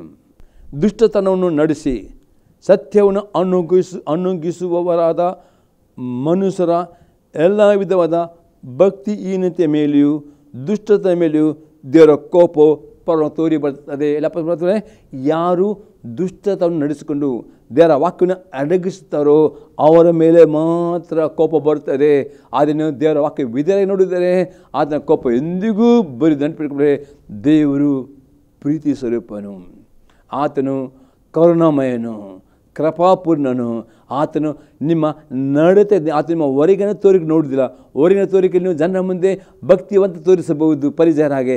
ದೇವರ ನಿಮ್ಮ ಹೃದಯವನ್ನು, ನಿಮ್ಮ ಹೃದಯದಲ್ಲಿ ನಿಮ್ಮ ನಡತೆ ನೋಡಿ. ಆ ನಡತೆಕ್ಕ ಇಲ್ಲಿ ನೋಡ್ತೇವೆ, ಯಾರು ದುಷ್ಟತನ್ನು ನಡೆಸಿ ದೇವರ ವಾಕ್ಯನ ಅಡಗಿಸಿಕೊಂಡು ದುಷ್ಟರಾಗಿ ನಡೆದ ಅವರ ಮೇಲೆ ಪರಲೋಕ ದೇವರ ಕೋಪ ಬರ್ತದೆ. ಅದು ದೇವರ ವಾಕ್ಯ ವಿದ್ಯಾರಾಗುವ ಮೇಲೆ ಪರಲೋಕ ದೇವರ ದಯ ಬರ್ತದೆ ಎಂಬುದರಲ್ಲಿ ಅಪೊಸ್ತಲ ಅತಿ ಸ್ಪಷ್ಟವಾಗಿ ಹೇಳುವನಾಗಿದ್ದಾನೆ. ಇನ್ನೊಂದು ಎಕ್ಸಾಂಪಲ್ ನೋಡ್ತೇವೆ, ರೋಮಾಪುರದ ಪತ್ರಿಕೆ 2ನೇ ಅಧ್ಯಾಯದಲ್ಲಿ 4ರಿಂದ 11 ವಾಕ್ಯಗಳು. ಆತನ ಅಪಾರವಾದ ದಯ, ಸಹನ, ದಿವ್ಯ ಶಾಂತಿಗಳನ್ನು ಅಸಡ್ಡೆ ಮಾಡುತ್ತೀಯಾ? ಮನಸ್ಸನ್ನು ಬೇರೆ ಮಾಡಿಕೊಳ್ಳುವುದಕ್ಕೆ ದೇವರ ಉಪಕಾರವು ನಿನ್ನನ್ನು ಪ್ರೇರಿಸುತ್ತದೆಂಬುದು ನಿನಗೆ ಗೊತ್ತಿಲ್ಲವೇ? ನೀವು ನಿನ್ನ ಮಂಡತನವನ್ನು ಪಶ್ಚಾತ್ತಾಪವಿಲ್ಲದ ಮನಸ್ಸನ್ನು ಅನುಸರಿಸುವುದರಿಂದ ನಿನಗೋಸ್ಕರ ದೇವರ ಕೋಪವನ್ನು ಕೂಡಿಟ್ಟುಕೊಳ್ಳುತ್ತಾ ಇದ್ದಿ. ದೇವರ ಕೋಪವು, ನ್ಯಾಯದ ತೀರ್ಪು ಪ್ರಕಟವಾಗೋ ದಿವಸ ಬರುತ್ತದಷ್ಟೇ. ಆತನು ಪ್ರತಿಯೊಬ್ಬನಿಗೆ ಅವನವನ ಕೃತ್ಯಗಿರ್ತಕ್ಕ ಪ್ರತಿಫಲ ಕೊಡು. ಅತಿ ಅಪಸ್ವಲ್ಪನೆ ದೇವರು ಕೃಪಾಲು, ಕರುಣಾಲು, ಪ್ರೀತಿ ಸ್ವರೂಪನು, ದೀರ್ಘ ತಾಳ್ಮೆಯನ್ನು. ನೀವು ಪಾಪ ಮಾಡಿದ ಕೂಡ ಆತ ಶಿಕ್ಷೆ ಕೊಡೋದು ತುಂಬ ತಾಳ್ಮೆಯಿಂದ ನಿಮ್ಮನ್ನು ಅದನ್ನು ಸಹಿಸಿಕೊಳ್ಳುತ್ತಾನೆ. ತುಂಬ ಸಲ ಮಾತನಾಡುತ್ತಾನೆ. ಮಾತಾಡಿ ಮತ್ತು ಇನ್ನೂ ಕಠಿಣರಾಗಿಕೊಂಡು ನಿಮ್ಮ ಹೃದಯ ಕಠಿಣಪಡಿಸಿಕೊಂಡು ದೇವರ ಪ್ರತಿಯೊಂದು ಮಾತು ಯೋಬನಾಗೆ ದೇವರು ಅವನಲ್ಲಿ ಕನಸಲ್ಲಿ ಮಾತನಾಡಿದನು. ಆ ಕನಸಲ್ಲಿ ಮಾತನ್ನು ತಿರಸ್ಕಾರ ಮಾಡಿದಕ್ಕೋಸ್ಕರ ಅವನಿಗೆ ಆ ಒಂದು ವೇದನೆ, ಆ ಒಂದು ಕಷ್ಟ, ರೋಗದ ಓದೋನು. ಲಾಸ್ಟ್ ಅವನು ಪಶ್ಚಾತ್ತಾಪಟ್ಟಾಗ ದೇವರು ಅವನ ಮೇಲೆ ಕರುಣುತ್ತದೆ. 2 ಪುಟ್ಟ ಆಶೀರ್ವಾದ, 2 ಪುಟ್ಟ ಆರೋಗ್ಯ, 2 ಪುಟ್ಟ ಮಾನ ಎಲ್ಲವನ್ನು ದೇವರು ಕೊಟ್ಟರು. ಅದೇ ರೀತಿ ಇವತ್ತು ದೇವರಿಗೆ 2 ಪುಟ್ಟ ಆಶೀರ್ವಾದ ಬೆಳಬೇಕಾ, 2 ಪುಟ್ಟ ಮಾನ ಬೇಕಾ? ಯೋಬನಾಗೆ ನಿಮ್ಮ ಪಾಪಗೆ ಪಶ್ಚಾತ್ತಾಪ ಪಡಿರಿ, ದೇವರ ಮೇಲೆ ಗುಣಗುಟ್ಟ ಬಿಡಿ. ಪಶ್ಚಾತ್ತಾಪ ಪಡುವುದಾದರೆ ದೇವರು 2 ಪುಟ್ಟ ಆಶೀರ್ವಾದ ಕೊಡುತ್ತಾನೆ. ಆಗದೆ ಅಪ್ಪಸ್ತಾನೆ ದೇವರು ತುಂಬ ಕರುಣಾಲು, ತುಂಬ ದಯಾಲು, ತುಂಬ ದೀರ್ಘ ತಾಳ್ಮೆಯುಳ್ಳವನು. ಪಾಪ ಮಾಡಿದ ಕೂಡಲೇ ಬೆತ್ತದ ಹೊಡೆಯುವುದಿಲ್ಲ, ತುಂಬ ಸಮಯ ಕಾಯುತ್ತಾನೆ, ತುಂಬ ವರ್ಷಗಳು ಕಾಯಬಹುದು. ಪ್ರೇರೆ ಇಸ್ರೇಲ್ ಬಗ್ಗೆ ನೋಡಿದ್ರೆ 40 ವರ್ಷ ದೇವರು ಅವರನ್ನು ತಾಳ್ಮೆ ಸಹಿಸಿಕೊಂಡು ಅವರು ಇವತ್ತಲ್ಲಿ ನಾಳೆ ಪಾಪಕ್ಕೆ ಪಶ್ಚಾತ್ತಾಪ ಪಡುತ್ತಾರೆ ಎಂಬುದು ದೇವರು ಅವರ ಮೇಲೆ ತಾಳ್ಮೆಯಿಂದ ಸಹಿಸಿಕೊಂಡನು. ಯಾಕಂದರೆ ದೇವರು ಇಸ್ರೇಲಿಗೆ ವಾಗ್ದಾನ ಮಾಡಿದ್ದು ಹಾಲು ಜೇನು ಹರಿಯುವ ಉತ್ತಮದ ಕಾನಾನ್ ದೇಶವನ್ನು ವಾಗ್ದಾನ ಮಾಡಿದನು. ಎಲ್ಲ ಇಸ್ರೇಲು ಕಾನಾನ್ ದೇಶನ ಸೇರೆ ಬಿದ್ದವರ ಆಶೆ ಇತ್ತು. ಅದಕ್ಕೆ 40 ವರ್ಷ ದೇವರು ಅವರನ್ನು ತಾಳ್ಮೆಯಿಂದ ಸಹಿಸಿಕೊಂಡನು. ಅಷ್ಟು ಕೃಪೆಯಿಂದ ತೋರಿಸಿ ಆನಂತರ ಸಹ ಅವರು ಪ್ರೇರೆ ಪಶ್ಚಾತ್ತಾಪ ಪಡೆದ ನಿಮಿತ್ತವಾಗಿ ದೇವರಿಗೆ ಕೋಪ ಬಂದು ಅವರೆಲ್ಲರೂ ಅರಣ್ಯದಲ್ಲಿ ಸಂಹಾರ ಮಾಡಲ್ಪಟ್ಟರು. ಪ್ರೇರೆ ಕಾಳೆ ಮತ್ತು ಯೋಸು ಮಾತ್ರ ತಪ್ಪು ಮಾಡಲಿಲ್ಲ, ಅವರು ಮಾತ್ರ ಕಾಣದೆ ಹೋದಾಗಿದೆ. ಪ್ರೇರೆ ಇವತ್ತು ಅದೇ ದೇವರು ಹೊಸ ಮಡಿಗೆ ಬದಲಾಗಲಿಲ್ಲ. ಇಬ್ರಿ 13:8 ವಾಕ್ಯದಲ್ಲಿ ನಿನ್ನೆ ಇವತ್ತು ಎಂದೆಂದಿಗೂ ಯೇಸು ಕ್ರಿಸ್ತ ಎಂದಿಗೂ ಬರೇ ದೇವರ ನೀತಿ ಇಷ್ಟೇ. ನೀವು ದೇವರ ವಾಕ್ಯ ವಿಧೇಯರಾಗುತ್ತೀರೋ, ಪಾಪಕ್ಕೆ ಪಶ್ಚಾತ್ತಾಪ ಪಡುತ್ತೀರೋ, ದೇವರ ಕರುಣೆಯು ನೀವು ಹೊಂದಿಕೊಳ್ಳುತ್ತೀರಿ. ಅದರ ದಯೆ ನಿಮ್ಮ ಮೇಲೆ ಬರೆದ ಆಶೀರ್ವಾದ. ಅದು ನಿಮ್ಮ ಹೃದಯ ಕಠಿಣ ಮಾಡಿಕೊಂಡು ದೇವರ ಮಾತನ್ನು ತಿರಸ್ಕಾರ ಮಾಡುತ್ತೀರೋ, ಆತನ ಕೃಪವಂತ, ತುಂಬ ಆತನ ಕೃಪವಂತನು. ಅದೇ ಆ ಸಮಯವನ್ನು ನೀವು ತಿರಸ್ಕಾರ ಮಾಡುತ್ತಾರೆ ಮತ್ತು ನೀವು ಮಾಡಿದ ಪಾಪಕ್ಕೆ ತಕ್ಕ ಹಾಗೆ ಕೋಪವು ಬರುತ್ತದೆ ಎಂಬುದು ಅಪೊಸ್ತಲ ಪೌಲನು ಹೇಳುತ್ತಾನೆ. ಅದಕ್ಕೆ ಆತನ ಕಾದುಕೊಳ್ಳಬೇಡಿರಿ, ಇವತ್ತಿನ ದಿನವೇ ತಿರುಗಿಕೊಳ್ಳಿರಿ, ದೇವರ ಆಶೀರ್ವಾದ ಹೊಂದಿಕೊಳ್ಳಬೇಕು ಆತ್ಮ ಹೇಳುವನಾಗಿದ್ದಾನೆ. ಮತ್ತು ಎಲ್ಲಿನ ವಾಕ್ಯದಿಂದ ಓದ್ತೇನೆ, ಯಾರು ಪ್ರಭಾವ, ಮಾನ, ನಿರ್ಲಯತೆಗಳನ್ನು ಹೊಂದಬೇಕದು ಒಳ್ಳೆಯದನ್ನು ಬೇಸರ ಮಾಡುತ್ತಾರೋ ಅವರಿಗೆ ನಿತ್ಯ ಜೀವನ. ಇಲ್ಲಿ ಅಪೊಸ್ತಲ ಪೌಲನು ನಿಮಗೆ ಲೋಕದ ಪ್ರಭಾವ, ಮಾನ, ನಿರ್ಲಯತೆಯನ್ನು ಹೊಂದಬೇಕಂದು ಒಳ್ಳೆಯದನ್ನು ಒಳ್ಳೆಯ ಕ್ರಿಯೆಗಳನ್ನು ದೇವರ ವಾಕ್ಯ ವಿಧಾನ ಮಾಡುತ್ತಾರೋ ಅವರಿಗೆ ನಿತ್ಯ ಜೀವನದಲ್ಲಿ ಕೊಡುತ್ತಾನೆ ಎಂಬುದು ಅಪೊಸ್ತಲ ಪೌಲನು ಹೇಳ್ತಾನೆ. 8ನೇ ವಾಕ್ಯದಲ್ಲಿ ಯಾರು ಸ್ವೇಚ್ಛೆಯುಳ್ಳವರಾಗಿ ಸತ್ಯವನ್ನು ಅನುಸರಿಸದೆ ಅನ್ಯಾಯವನ್ನು ಅನುಸರಿಸ್ತಾರೋ ಅವರಿಗೆ ಕೋಪ ರೌದ ಬರುತ್ತಾಗಿದೆ. ಇಲ್ಲಿ ಹೇಳ್ತಾನೆ, ನಿಮ್ಮ ಸ್ವಂತ ಇಚ್ಛೆಯಿಂದ ಸತ್ಯವನ್ನು ಅನುಸರಿಸದೆ ಅನ್ಯಾಯವನ್ನು ಅನುಸರಿಸ್ತಾರೋ ಅವರಿಗೆ ಕೋಪ ರೌದಗಳು ಬರುವವು ಮತ್ತು ಅಪೊಸ್ತಲ ಆಗಿದೆ. ಪ್ರೇರೆ ಇವತ್ತು ನಿಮ್ಮ ಸ್ವಂತ ಇಚ್ಛೆಯಿಂದ ಪ್ರೇರೆ ನೀವು ಪ್ರೇರೆ ಅವಿಧರಾಗ್ತಿರೋ ನಿಮ್ಮ ಮೇಲೆ ಕೋಪರದು ಬರ್ತವೆ ಎಂಬುದು ಅಪೊಸ್ತಲ ಹೇಳ್ತಾನೆ. ಮತ್ತು ಹೇಳ್ತಾನೆ, ಕೆಟ್ಟದ್ದನ್ನು ನಡೆಸುವ ಪ್ರತಿಯೊಬ್ಬ ನರಪ್ರಾಣಿಗೆ ಕಷ್ಟವು ಸಂಕಟ ಬರುವು ಯಾವುದರಿಗೆ ಮೊದಲು ಅಂದರೆ ಗ್ರೀಕರಿಗೆ ಸಹ ಅಂದರೆ ನೀವು ಪ್ರೇರೆ ಕೆಟ್ಟದ್ದನ್ನು ಅಂದರೆ ದೇವರ ವಾಕ್ಯಕ್ಕೆ ಅವಿಧವಾಗಿ ನಡೆಯುತ್ತಾರೆ ಮಾತ್ರವೇ ನಿಮ್ಮ ಮೇಲೆ ಕೋಪ ರೌದ ಬರುತ್ತವೆ ಪ್ರೇರೆ. ಮತ್ತು ಹೇಳ್ತದೆ, ಆದರೆ ಒಳ್ಳೆಯದನ್ನು ನಡೆಸುವ ಪ್ರತಿಯೊಬ್ಬನಿಗೆ ಪ್ರಭಾವವು, ಮಾನವು, ಮನಃಶಾಂತಿ ಉಂಟಾಗು ಯಾವುದರ ಮೊದಲು ಅಂದರೆ ಗ್ರೀಕರ ಸಹ ದೇವರ ಪಕ್ಷಪಾತವಿಲ್ಲ. ದೇವರ ನೀವು ಯೇಸು ಕ್ರಿಸ್ತನನ್ನು ನಂಬಿಕೆ ಇಟ್ಟುಕೊಂಡು ದೇವರ ವಾಕ್ಯ ಒಳ್ಳೆ ಕ್ರಿಯೆಗಳು ಮಾಡ್ತೀರೋ ನಿಮಗೆ ಈ ಭೂಲೋಕದಲ್ಲಿ ಪ್ರೇರೆ ಪ್ರಭಾವವು, ಮಾನವು, ಮನಃಶಾಂತಿಯು ಮತ್ತು ನಿತ್ಯ ಜೀವದಲ್ಲಿ ಕೊಡುತ್ತಾನೆ. ಆದರೆ ದೇವರು ಕೃಪಾಲು, ಪ್ರೀತಿ ಸ್ವರೂಪನು ಎಂದು ಇದ್ದುಕೊಂಡು ನಿಮ್ಮ ಹೃದಯವನ್ನು ಪಶ್ಚಾತ್ತಾಪ ಪಡದೆ ಕಠಿಣರಾಗಿ ಪಾಪದಲ್ಲಿ ಜೀವಿಸ್ತಿರು ತುಂಬ ವರ್ಷಗಳು ಸಹ ದೇವರು ಕಾದುಕೊಳ್ಳಬಹುದು ಆತನ ಪ್ರೀತಿ. ಆದರೆ ಆ ಎಲ್ಲ ಸಮಯವನ್ನು ನೀವು ಅಸಡ್ಡೆ ಮಾಡುವುದರೆ ನಿಮ್ಮ ಕೋಪವು ನೀವು ಕುಡಿದುಕೊಳ್ಳುತ್ತೀರಿ ಮತ್ತು ನಿಮಗೆ ಎನ್ನಿಸಿದ ಗಳಿಗೆಯಲ್ಲಿ ಎನಿಸಿದ ಸಮಯದಲ್ಲಿ ದೇವರ ಕೋಪ ಬರುತ್ತದೆ. ಅದಕ್ಕೋಸ್ಕರ ಪ್ರೇರೆ ದೇವರು ಎಂದಿಗೂ ತಪ್ಪು ಹೊರಿಸ. ಅದೇ ಅಪೊಸ್ತಲ ಪೌಲನು ಹೇಳ್ತಾನೆ, ದೇವರು ಎಂದಿಗೂ ಅನ್ಯಾಯ ಮಾಡುವುದಿಲ್ಲ. ಆತನು ಯಾರ ಮೇಲೆ ಕಂಡ್ರೆ ಯಾರು ಯೋಬನೆ ಮಾಡಿದ್ದ ಕಡೆಗೆ ಪಶ್ಚಾತ್ತಾಪಪಟ್ಟವನು, ಅವನು ಒಪ್ಪಿಕೊಂಡ ತಾನು ಪಾಪ ಮಾಡಿದ್ದೇನು, ನಾನು ನನ್ನ ಮಾತಿನ ನಾನು ದೇವರಿಗೆ ಗುಣಗುಟ್ಟಿದ್ದೇನು ಎಂಬುದನ್ನು ಒಪ್ಪಿಕೊಂಡ. ಆ ಪಶ್ಚಾತ್ತಾಪಪಟ್ಟ ನಿಮಿತ್ತವಾಗಿ ಆತನು ಅಂತ್ಯದಲ್ಲಿ ದೇವರ ಕರುಣೆಯನ್ನು ಹೊಂದಿಕೊಂಡು, ಎಷ್ಟು ಕರುಣೆ ಹೊಂದವನು, 2 ಪಟ್ಟು ಆಶೀರ್ವಾದವನ್ನು ಹೊಂದಿಕೊಂಡು, 2 ಪಟ್ಟು ಎಲ್ಲ ಆರ್ಥಿಕ ಭೌತಿಕ ಎಲ್ಲ ಹೊಂದಿಕೊಂಡು ದೀರ್ಘ ಆಯುಷ್ಯ ಹೊಂದಿಕೊಂಡು ಅವನಿತ್ತು ಸಾಕ್ಷಿಯಾಗಿ ಇಟ್ಟಿದ್ದಾನೆ. ಆಗಿದೆ ಇವತ್ತು ಸಹ ಅದೇ ದೇವರು ನಿಮ್ಮ ಮೇಲೆ ಕರುಣೆ ತೋರಿಸ್ತಾನೆ. ಅದೇ ಒಂದೇ ಕಂಡೀಷನ್ ಕಂಡಿರಬೇಕಾದ್ರೆ ನೀವು ಪಾಪಕ್ಕೆ ಪಶ್ಚಾತ್ತಾಪಪಡಬೇಕು. ತಾನೇ ನೀತಿವಂತನು, ತಾನೇ ಪಾಪಿನ ಅಂತ ಅಹಂಕಾರ ನಿಮ್ಮಲ್ಲಿ ಬರಲಿಕ್ಕೆ ಬಿಡಬೇಡಿರಿ. ಮತ್ತು ದೇವರು ಏನು ಮಾತನಾಡ್ತಾನೋ ಇಮ್ಮಿಡಿಯೇಟ್ ಆವಾಗೆ ವಿಧೇಯರಾಗಿರಿ. ವಿಧೇಯರಾಗ ಮೇಲೆ ಮಾತು ದೇವರ ಕರುಣೆ ಬರ್ತದೆ. ಮತ್ತು ಕಷ್ಟಗಳು ಬರುವಾಗ ದೇವ್ರಿಗೆ ಗುಣಗುಟ್ಟೇ ಬೇಡಿರಿ, ದೇವರಿಂದಿಗೆ ಅನ್ಯಾಯ ಮಾಡುವುದಿಲ್ಲ. ಅತಿ ಸ್ಪಷ್ಟ ಹೇಳ್ತಾರೆ ಲಾತಿನ ವಾಕ್ಯದಲ್ಲಿ. ಅದೇ ಒಳ್ಳೆಯದನ್ನು ನಡೆಸುವ ಪ್ರತಿಯೊಬ್ಬನೇ, ಒಳ್ಳೆಯದನ್ನೇ ದೇವರ ವಾಕ್ಯ ವಿಧೇಯರಾಗಿ ವಿಧೇಯರ ನಡುವರೆ ಪ್ರತಿಯೊಬ್ಬನಿಗೆ ಪ್ರಭಾವವು ಈ ಭೂಲೋಕದಲ್ಲಿ ಮಾನವು ಮನಃಶಾಂತಿಯು ಮತ್ತು ಪರಲೋಕಕ್ಕೆ ಹೋಗಲಿಕ್ಕೆ ನಿತ್ಯ ಜೀವವು ಉಂಟಾಗುವುದೇ ಮೊದಲು. ಅಂದರೆ ಗ್ರೀಕರ ಸಹ ದೇವರಿಗೆ ಪಕ್ಷಪಾತ ಇಲ್ಲ ಪ್ರೇರೆ. ಇನ್ನೊಂದು ಎಕ್ಸಾಂಪಲ್ ನಾವು ನೋಡುತ್ತೇವೆ ಪ್ರೇರೆ. ಗಲಾತ್ಯದವರ ಪತ್ರಿಕೆ 6ನೇ ಅಧ್ಯಾಯದಲ್ಲಿ 7 ಮತ್ತು 8ನೇ ವಾಕ್ಯ. ಮೋಸ ಹೋಗಬೇಡಿರಿ, ದೇವರು ತಿರಸ್ಕಾರ ಸಹಿಸುವನಲ್ಲ. ಮನುಷ್ಯನು ಏನು ಬಿತ್ತುತ್ತಾನೋ ಅದನ್ನೇ ಕೊಯ್ಯಬೇಕು. ತನ್ನ ಶರೀರ ಭಾವವನ್ನು ಕುರಿತು ಬಿತ್ತುವವನು ಆ ಭಾವದಿಂದ ನಾಶನವನ್ನು ಕೊಯ್ಯುವನು.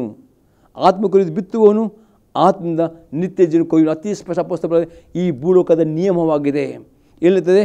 ಮೋಸ ಹೋಗಬೇಡಿರಿ, ದೇವರು ತಿರಸ್ಕಾರ ಎಂದು ಸಹಿಸಿದ. ಮನುಷ್ಯ ಏನು ಬಿತ್ತುತ್ತಾನೋ ಅದನ್ನೇ ಕೊಯ್ಯಬೇಕು. ಶರೀರ ಭಾವವನ್ನು ಕುರಿತು ಬಿತ್ತವನು ಅದಕ್ಕೆ ಅಪೊಸ್ತಲ ಪೌಲನು ಹೇಳ್ತಾನೆ ಗಲಾತ್ಯದವರ ಪತ್ರಿಕೆ 5ನೇ ಅಧ್ಯಾಯದಲ್ಲಿ 19-20 ವಾಕ್ಯ ಪ್ರಕಾರ, ಶರೀರ ಭಾವ ಪ್ರಕಾರ ನಡೆಯುವುದಾದರೆ ಅಂಥವರು ಪರಲೋಕ ರಾಜ್ಯಕ್ಕೆ ಹೋಗುವುದೇ ಇಲ್ಲ, ಮತ್ತು ಈ ಲೋಕದಲ್ಲಿ ಸಹ ಪರಲೋಕದ ಆಶೀರ್ವಾದವನ್ನು ಆಗುವುದಿಲ್ಲ ಎಂಬುದಾಗಿ ಅಪೊಸ್ತಲ ಪೌಲನು ಹೇಳ್ತಾನೆ. ಆದರೆ ಆತ್ಮ ಕುರಿತು ಬಿತ್ತುವವರು ಪವಿತ್ರ ಪ್ರಕಾರ ನಡೆಯುತ್ತಾರೋ ಅವರಲ್ಲಿ ಪವಿತ್ರ 9 ಫಲಗಳು ತೋರಿ ಬರ್ತವೆ. ಅವರು ಈ ಭೂಲೋಕದಲ್ಲಿಯೂ ಆಶೀರ್ವಾದ ಕೊಡುತ್ತಾರೆ, ಪರಲೋಕದಲ್ಲಿಯೂ ನಿತ್ಯ ಜೀವನ ಕೊಡುತ್ತಾರೆ. ಹಾಗಾದರೆ ಪ್ರೇ ಮೋಸ ಹೋಗಬೇಡ್ರಿ. ಈ ಭೂಲೋಕದ ನಿಯಮ ಉಂಟು ಪ್ರೇ, ಏನು ಬಿತ್ತುತ್ತೀರೋ ಅದನ್ನೇ ಕೊಯ್ಯುತ್ತೀರಿ ಪ್ರೇರೆ.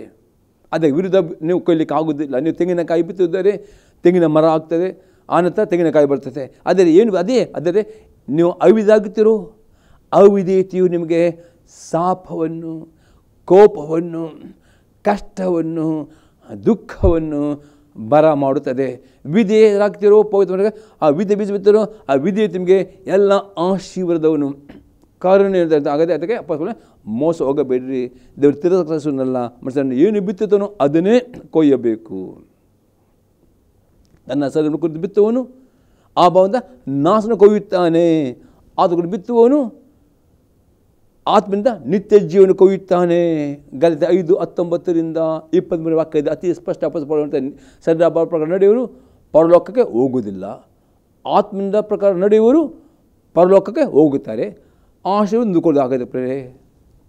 ಇವತ್ತು ಅನೇಕರು ಪದಾರ್ಥನೇ ನೀವು ಅನೇಕರು ದೇವರಿಗೆ ಗುಣಗುಟ್ಟುತ್ತೀರಿ, ಕೆಲವು ದೇವರ ಸಭಾ ಪಾಲಕರಿಗೆ ಗುಣಗುಟ್ಟುತ್ತೀರಿ, ಸಭೆ ಗುಣಗುಟ್ಟುತ್ತೀರಿ ಎಂದು ಯಾರ ಬಗ್ಗೆ ಗುಣಗುಟ್ಟಬೇಡಿ ಪ್ರೇರೆ. ಇವತ್ತು ನಿಮ್ಮ ಜೀವಿತವನ್ನು ವಾಕ್ಯದ ಮುಂದೆ ಪರೀಕ್ಷಿಸಿರಿ. ಇವತ್ತು ಈ ಸಂಧೆ ಕೇಳುವವರು ಪ್ರೇರೆ, ನಾನು ನಂಬುತ್ತೇನೆ ದೇವರ ಆತ್ಮನಲ್ಲಿ ಮಾತನಾಡ್ತಾ ಇದ್ದಾನೆ. ಈ ದಿನ ಮಾತನಾಡಿದರೆ ಅಪೊಸ್ತಲ ಪೌಲನು ಹೇಳ್ತಾನೆ, ನಿಮ್ಮನ್ನು ಕಠಿಣ ಮಾಡಬೇಡಿ, ಇದೇ ನಿಮಗೆ ಬಿಡುಗಡೆ ಕೊಡುವ ಸಮಯ, ಇದೇ ನಿಮಗೆ ದೇವರ ದಯವಂತ. ಈವಾಗಲೇ ಹೌದು ದೇವ, ನಾನು ಪಾಪಿಯಾಗಿದ್ದೇನೆ, ಎಲ್ಲಿ ನಾನು ಪಾಪ ಮಾಡಿದ್ದೇನೆ, ಎಲ್ಲಿ ನಾನು ಆಜ್ಞೆ ಅವಿಧನಾಗಿದ್ದೇನೆ, ನನಗೆ ಮಾತನಾಡು ಎಂಬುದಾಗಿ ಉಪವಾಸ ಮಾಡಿಕೊಂಡು ಬೈಬಲ್ ಆದಷ್ಟು ದೇವರ ವಾಕ್ಯ ಅಲ್ಲಿ ಹೊಸ ಮುಡಿಕೆ ಅತಿ ಹೆಚ್ಚಾಗಿ ಓದಿ ಪ್ರೇರೆ. ಮತ್ತೆ ಬರೆಸುವರ್ತ ಅಲ್ಲಿ ಮತ್ತೆ ಎಲ್ಲ ಆಜ್ಞೆಗಳು ಉಂಟು ಪ್ರೇರೆ. ಓದಿರಿ ಪ್ರಕಾರ ರೋಮಾಪುರದ ಓದಿರಿ, ಹೊಸ ಅತಿ ಹೆಚ್ಚಾಗಿ ಓದಿರಿ. ಓದುವ ದೇವರ ಆತ್ಮಂತ ಬೇರೆ, ದೇವ ಇಲ್ಲಿ ಯಾವ ಆಜ್ಞೆ ನಾನು ವಿಧೇಯರಾಗಿರಿ, ನೋಡಿ ಪಶ್ಚಾತ್ತಾಪಡಿರಿ, ದೇವರ ಕರುಣೆ ಆಶೀರ್ವಾದ ಹೊಂದಿಕೊಳ್ಳಿರಿ ಪ್ರೇರೆ. ದೇವರಿಂದ ಅನ್ಯಾಯವನ್ನು ಎಂದಿಗೂ ಮಾಡುವುದಿಲ್ಲ ಪ್ರೇರೆ. ಇನ್ನೊಂದು ಎಕ್ಸಾಂಪಲ್ ನೋಡ್ತೇವೆ. ಎಫೆಸದವರ ಪತ್ರಿಕೆ 5ನೇ ಅಧ್ಯಾಯದಲ್ಲಿ 3-7 ವಾಕ್ಯ ತನಕ. ಜಾರತ್ವ, ಯಾವ ವಿಧದ ಬಂಡುತನ, ದರಿವ್ಯಾಸೆ ಇವುಗಳ ಸುದ್ದಿಯಾದರೂ ನಿಮ್ಮಲ್ಲಿ ಇರಬಾರದು. ಇವುಗಳ ದೂರವಾಗಿರುವುದೇ ದೇವಜನರಿಗೆ ಯೋಗ್ಯವಾದದ್ದು. ಹೊಲಸು ಮಾತು, ಹುಚ್ಚು ಮಾತು, ಕುಚ್ಚೋದೆ ಮಾತು ಇವು ಬೇಡ, ಅಯುಕ್ತವಾಗಿವೆ. ಇವು ಬಿಟ್ಟು ದೇವರ ಉಪಕಾರ ಸ್ತುತಿ ಮಾಡುವುದು ಉತ್ತಮ. ಜಾರರು, ದುರಾಚಾರಿಗಳು, ವಿಗ್ರಹಾರಾಧಕರು, ಲೋಭಿಗಳು ಇವರಲ್ಲಿ ಒಬ್ಬರಿಗಾದರೂ ಕ್ರಿಸ್ತನ ಮಧ್ಯವರಾಜದಲ್ಲಿ ಬಾಧ್ಯತೆ ಇಲ್ಲವೆಂದು ನೀವು ಚೆನ್ನಾಗಿ ಬಲ್ಲಿರಲ್ಲವೇ? ಊರಿಲ್ಲದ ಮಾತುಗಳನ್ನಾಡುವವರಿಗೆ ಕಿವಿಗೊಟ್ಟು ಮೋಸ ಹೋಗಬೇಡಿರಿ. ಅಂಥ ಕೃತ್ಯಗಳ ನಿಮಿತ್ತದಿಂದ ದೇವರ ಕೋಪವು ಆತನಿಗೆ ಅವಿಧರಾಗುವ ಮೇಲೆ ಬರುತ್ತದೆ. ನೀವು ಅವನಿಗೆ ಪಾಲುಗಾರರಾಗಬೇಕು. ಅತಿ ಸ್ಪಷ್ಟ ಹೇಳ್ತಾನೆ, ಊರಿಲ್ಲದ ಮಾತುಗಳಿಗೆ ಮೋಸ ಹೋಗಬೇಡಿರಿ. ಯಾರು ದೇವರ ಅವಿಧರಾಗ್ತಾರೆ ಅವರ ಮೇಲೆ ಮಾತ್ರ ದೇವರ ಕೋಪ ಬರುತ್ತದೆ. ಹಾಗೆ ನೆನಪಿಕೊಳ್ಳಿರಿ, ದೇವರು ಸುಮ್ಮನೆ ಕೋಪ ಮಾಡಲಿಕ್ಕೆ ಆತನು ಮನಸ್ಸನ್ನಲ್ಲ ಪ್ರೇರೆ, ಆತನು ದೇವರಾಗಿದ್ದಾನೆ. ಆತನು ಪಕ್ಷಪಾತ ಮಾಡೋದಿಲ್ಲ. ಆತನು ನ್ಯಾಯವಾಗಿ ನ್ಯಾಯವನ್ನು ಮಾಡುವವನಾಗಿದ್ದಾನೆ. ಆತ ನ್ಯಾಯಾಧಿಪತಿ ಆಗಿದ್ದಾನೆ. ಆತ ಮೇಲೆ ಯಾರು ತಪ್ಪು ಆಗುವುದಿಲ್ಲ. ಅದರಲ್ಲಿ ಇಲ್ಲತ್ತದೆ, ಯಾರು ದೇವರ ವಾಕ್ಯಕ್ಕೆ ಅವಿಧರಾಗ್ತಾರೋ ಅವರ ಮೇಲೆ ಮಾತ್ರ ಕೋಪ ಬರುತ್ತದೆ. ಆಗ ನೀವು ಅವರೊಂದಿಗೆ ಪಾಲುಗಾರರಾಗಬೇಡಿರಿ ಎಂಬುದಾಗಿ ಅಪ್ಪೋಸ್ತಲ ಪೌಲನು ಅತಿ ಸ್ಪಷ್ಟವಾಗಿದೆ. ದೇವರ ದಯ ಬೇಕಾ, ಕರುಣೆ ಬೇಕಾ? ಈ ದಿನವೇ ದೇವರ ಬೇಡಿಕೊಳ್ಳು ದೇವ, ನನಗೆ ಆ ವಿಧೇಯತೆಯ ಹೃದಯ ಕೊಡು ದೇವ, ವಿಧೇಯತೆ ಮನಸ್ಸು ನನಗೆ ಕೊಡು ದೇವ ಮತ್ತು ಪ್ರಾರ್ಥನೆ ಮಾಡಿ ಮತ್ತು ಅದಕ್ಕೆ ವಿಧೇಯರಾಗಿ ನಡೆಯಿರಿ. ನೋಡಿ, ಈ ದಿನವೇ ಆಶೀರ್ವಾದವನ್ನು ಕೊಯ್ದೆ ವಿಧೇಯತೆ ಎಂಬ ಬೀಜ ಬಿತ್ತೀರಿ, ಪಶ್ಚಾತ್ತಾಪ ಎಂಬ ಬೀಜ ಬಿತ್ತೀರಿ, ಆಶೀರ್ವಾದ ಫಲವನ್ನು ಕೊಯ್ಯುತ್ತೀರಿ. ಆದರೆ ಇನ್ನೂ ಕೆಟ್ಟ ಅವಿಧೇಯತೆಗೆ ಕೋಪ ಬರ್ತದೆ, ವಿಧೇಯತೆಗೆ ಆಸ್ತಿ ಬರ್ತದೆ ಅಂತ ತಿಳಿದು ದೇವರ ಇದು ಪ್ರಕೃತಿಯ ನಿಯಮವಾಗಿದೆ. ಪ್ರೇರೆ ಇನ್ನೊಂದು ಎಕ್ಸಾಂಪಲ್ ನೋಡ್ತೇವೆ. ಇಬ್ರಿಯವರಿಗೆ ಬರೆದ ಪತ್ರಿಕೆ 10ನೇ ಅಧ್ಯಾಯದಲ್ಲಿ 26ರಿಂದ 28ನೇ ವಾಕ್ಯ. ಯಾಕೆಂದರೆ ಸತ್ಯದ ಪರಿಜ್ಞಾನವನ್ನು ನಾವು ಹೊಂದಿದ ಮೇಲೆ ಬೇಕೆಂದು ಪಾಪ ಮಾಡಿದರೆ ಪಾಪ ಪರಿಹಾರಕ್ಕಾಗಿ ಇನ್ನಾವ ಯಜ್ಞವೂ ಇರುವುದಿಲ್ಲ. ಅತ್ಯಂತ ಭಯದ ಇದು ನೋಡತಕ್ಕ ನ್ಯಾಯ ತೀರ್ಪು ಅದರ ವಿರುದ್ಧಗಳನ್ನು ದಹಿಸುವ ತೀರ್ಥ ಅಗ್ನಿಯು ಏನು ನಮ್ಮದೇ ಅಪಸ್ಪರ್ಧೆ ಸತ್ಯದ ಪರಿಜ್ಞಾನ ಹೊಂದಿಕೊಂಡು ಗೊತ್ತುಂಟು ಇದು ಪಾಪ ಮಾಡೋ ಗೊತ್ತಿದ್ದುಕೊಂಡು ನೀವು ಪಾಪ ಮಾಡುತ್ತೀರೋ ಅದಕ್ಕೆ ದೇವರನ್ನ ಬಂದೇ ಬರುತ್ತದೆ. ಪ್ರೇರೆ ಎಂದಿಗೂ ಮೋಸ ಹೋಗಬೇಡ್ರಿ. ನೀವು ಪಾಪ ಮಾಡುವಾಗ ನಿಮ್ಮ ಮನಸ್ಸಾಕ್ಷಿ ನಿಮಗೆ ಅಪರಾಧ ತೀರ್ಪು ಕೊಡುತ್ತದೆ. ಅಪರಾಧ ಮನಸ್ಸು ನೀವು ಇದ್ದುಕೊಂಡು ತೊಂದರೆ ಇಲ್ಲ ಎಂದು ನೀವು ಆ ಮನಸ್ಸಾಕ್ಷಿನ ಆಶ್ರಯ ಮಾಡುತ್ತೀರೋ ನಿಮ್ಮ ಅರ್ಧ ಕಠಿಣವಾಗ್ತದೆ. ಇನ್ನೂ ನೀವು ಜಾಸ್ತಿ ಪಾಪ ಮಾಡುತ್ತೀರೋ ಪಾಪ ಮಾಡುವವರಿಗೆ ನ್ಯಾಯ ತೀರ್ಪು ಶಿಕ್ಷೆ ಬಂದೇ ಬರುತ್ತದೆ ಎಂಬುದೇ ಅಪೊಸ್ತಲನು ಅತಿ ಸ್ಪಷ್ಟ ಹೇಳ್ತಾನೆ. 20ನೇ ವಾಕ್ಯ, ಮೋಶೆ ವಿಧಿಗಳನ್ನು ಅಸಡ್ಡೆ ಮಾಡಿ ಅವನಿಗೆ 2 ಇಲ್ಲವೇ 3 ಸಾಕ್ಷಿಗಳ ಮಾತಿನ ಮೇಲೆ ಕನಿಕರವಿಲ್ಲದೆ ಮರಣ ಆಗುತ್ತದಷ್ಟೇ. ಯಾವ ದೇವಕುಮಾರನನ್ನು ತಿಳಿದು ಒಡಂಬಡಿಕೆಯನ್ನು ಸ್ಥಿರಪಡಿಸಿದಂಥ ತನ್ನನ್ನು ಪವಿತ್ರ ಮಾಡಿದಂಥ ರಕ್ತವನ್ನು ಅಶುದ್ಧವೆಂದೆನಿಸಿ ಇದರ ಕೃಪಾವರವಾಗಿರುವ ಆತ್ಮನ ತಿರಸ್ಕಾರ ಮಾಡಿದವನು ಅವನು ಇನ್ನೂ ಎಷ್ಟೋ ಕ್ರೂರವಾದ ದಂಡನೆಗೆ ಎಂಬುದನ್ನು ಯೋಚಿಸಿರಿ. ಒಂದು ವೇಳೆ ನೀವು ಇದು ಸತ್ಯವಾಗಿ ತಿಳಿದುಕೊಂಡು ಕ್ರಿಸ್ತನನ್ನು ಅಲ್ಲಗಳೆದು ಕ್ರಿಸ್ತನ ಸಭೆಯನ್ನು ಬಿಟ್ಟು ಪುನಃ ನೀವು ಪಾಪಕ್ಕೆ ತಿರುಗಿ ಇನ್ನೂ ಕಠಿಣವಾದ ನ್ಯಾಯ ತೀರ್ಪು ಬರುತ್ತದೆ. ಅದಕ್ಕೆ ಎಂದಿಗೂ ನಂಬಿದವರು ನಂಬಿಕೆ ದೃಢವಾಗಿ ನಿಲ್ಲಿರಿ. ಕ್ರಿಸ್ತನ ಸಭೆಯನ್ನು ಬಿಟ್ಟು ಹೋಗಬೇಡ್ರಿ. ಆಗ ನಿಮಗೆ ಕಷ್ಟಗಳು ಬಂದರು, ಸಮಸ್ಯೆಗಳು ಬಂದರು, ಅಲ್ಲಿ ದೇವರ ವಾಕ್ಯವು ನಿಮ್ಮ ಕರ್ತನ ಸಭೆಯಲ್ಲಿ ದೇವರ ಸೇವಕರು ವಾಕ್ಯ ಮಾತನಾಡುವಾಗ ಆ ಪಶ್ಚಾತ್ತಾಪ ಪಡುವುದಾದರೆ ನಿಮ್ಮ ದೇವರ ಕರುಣೆ ತೋರಿಸ್ತಾನೆ, ನಿಮಗೆ ನಿತ್ಯ ಜೀವದಲ್ಲಿ ಕೊಡುತ್ತಾನೆ. ಆದರೆ ನೀವು ಇನ್ನೂ ಕಷ್ಟಗಳು ಬರುವಾಗ ಸಭೆ ಬಿಟ್ಟುಕೊಂಡು ಕ್ರಿಸ್ತನನ್ನು ಬಿಟ್ಟುಕೊಂಡು ಲೋಕಕ್ಕೆ ತಿರುಗಿಕೊಂಡು ಪುನಃ ಲೋಕದಾಗಿ ಜೀವನ ಮಾಡಿದರೆ ನೀವು ನಿತ್ಯ ಜೀವನ ಸಹ ಕಳೆದುಕೊಳ್ಳುತ್ತೆ. ಅದಕ್ಕೆ ನಿಮ್ಮ ಕೊಟ್ಟ ರಕ್ಷಣೆ ಕಾಪಾಡಿಕೊಳ್ಳಿ. ದೇವರು ಪ್ರೀತಿ ಸ್ವರೂಪನು ಯಾರು ಏಸ್ಕೊಂಡು ನಂಬಿಕೆ ಇಟ್ಟಿದ್ದವನು ನೀರು ತಿಳಿದುಕೊಂಡಿದ್ದನು ಕರ್ತನ ಸಭೆಯಲ್ಲಿ ಅವನು ನಂಬಿಕೆ ಅವನು ಪಾಪ ಮಾಡಿದರೆ ಅವನ ಶಿಕ್ಷಕರು ಬರ್ತವೆ. ಆದರೆ ಆ ಸಭೆಯಲ್ಲಿ ಅವನಿದ್ದ ನಿಮಿತ್ತವಾಗಿ ದೇವರ ಸೇವಕರು ಅವರಿಗೆ ಪ್ರಾರ್ಥನೆ ಮಾಡುವ ನಿಮಿತ್ತವಾಗಿ ಅವರ ವಾಕ್ಯ ಅವರಿಗೆ ಆ ಪಾಪದೇವರು ಪಶ್ಚಾತ್ತಾಪ ನಡೆಸಿದೆ. ಅವರ ಪಶ್ಚಾತ್ತಾಪಟ್ಟು ಪರಲೋಕಕ್ಕೆ ಅವರು ಹೋಗ್ತಾರೆ. ಆದರೆ ನೀವು ಕರ್ತನ ಸಭೆ ಬಿಟ್ಟುಕೊಂಡು ಕ್ರಿಸ್ತ ಬಿಟ್ಟು ಲೋಕ ಹೋಗಿದರೆ ಅಲ್ಲಿ ಪಶ್ಚಾತ್ತಾಪ ಪಡುವ ಅವಕಾಶ ನಿಮಗೆ ಸಿಗುವುದಿಲ್ಲ ಮತ್ತು ನೀವು ನಿಮ್ಮ ರಕ್ಷಣೆಗಳು ನಿತ್ಯ ನರಕ ಹೋಗಿದ್ದೀರಿ. ಜಾಗೃತಿ ದೇವರು ಎಂದಿಗೂ ಅನ್ಯಾಯ ಮಾಡುವುದಿಲ್ಲ. ನಿಮಗೆ ನಿತ್ಯ ಜೀವ ದೇವರು ಕೊಟ್ಟಿದ್ದಾರೆ, ಕಾಪಾಡಿಕೊಂಡು ನಿಮ್ಮ ಕೈಲಿ ಆಶ್ರಯಿಸಬೇಕಾ, ಪಶ್ಚಾತ್ತಾಪ ಪಡಬೇಕು, ವಿಧೇಯರಾಗಬೇಕು. ದೇವರಿಂದಿಗೂ ಅನ್ಯಾಯ ಮಾಡುವುದಿಲ್ಲ ಎಂಬುದು ಅತಿ ಸ್ಪಷ್ಟವಾಗಿ ಹೇಳುವನಾಗಿದ್ದಾನೆ. ಈಗ 2ನೇ ಸಂಗತಿ, ಪಾಪಕ್ಕೆ ಪಶ್ಚಾತ್ತಾಪ ಹೇಗೆ ಪಡುವುದು ಅದರ ಬಗ್ಗೆ ನೋಡೋಪ್ರೆ 1ನೇ ಅರಸನ ಪುಸ್ತಕ 21ನೇ ಅಧ್ಯಾಯದಲ್ಲಿ 27ರಿಂದ 29ನೇ ವಾಕ್ಯ ತನಕ. 1ನೇ ಅರಸು 21ನೇ ಅಧ್ಯಾಯದಲ್ಲಿ 27ರಿಂದ 29ನೇ ವಾಕ್ಯ ತನಕ. ಆಹಾಬನು ಏಲಿಯನ ಮಾತನ್ನು ಕೇಳಿ ತನ್ನ ಬಟ್ಟೆಯನ್ನು ಹರಿದುಕೊಂಡು ಹಗಲಿರುಳು ಮೇಲೆ ಗೋಣೆ ತಟ್ಟನ್ನು ಹಾಕಿಕೊಂಡು ಉಪವಾಸ ಮಾಡುತ್ತಾ ದೀನ ಮನಸ್ಸಿನಿಂದ ಪ್ರವರ್ತಿಸಿದ್ದನು.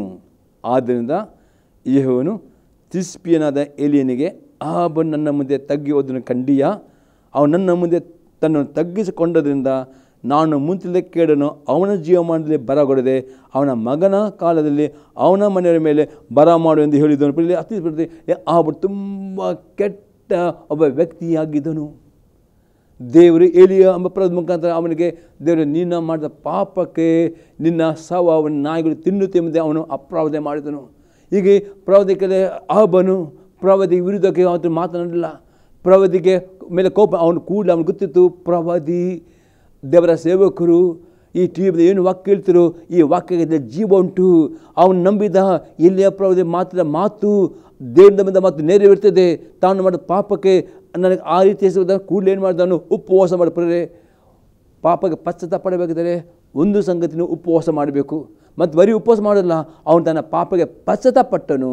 ಕೂಡಲೇ ದೇವರು ಎಲ್ಲಿ ಏನಿದೆ ನೋಡು, ಆ ಬಣ್ಣವನ್ನು ತಗ್ಗುವುದನ್ನು ಪುನಃ ಅವನಿಗೆ ಪ್ರಾರ್ಥನೆ ಮಾಡು, ನಿನ್ನ ಮೇಲೆ ನಾನು ಕೆಣ್ಣು ಬರ ಆಗದೆ ಪ್ರೇರೆ.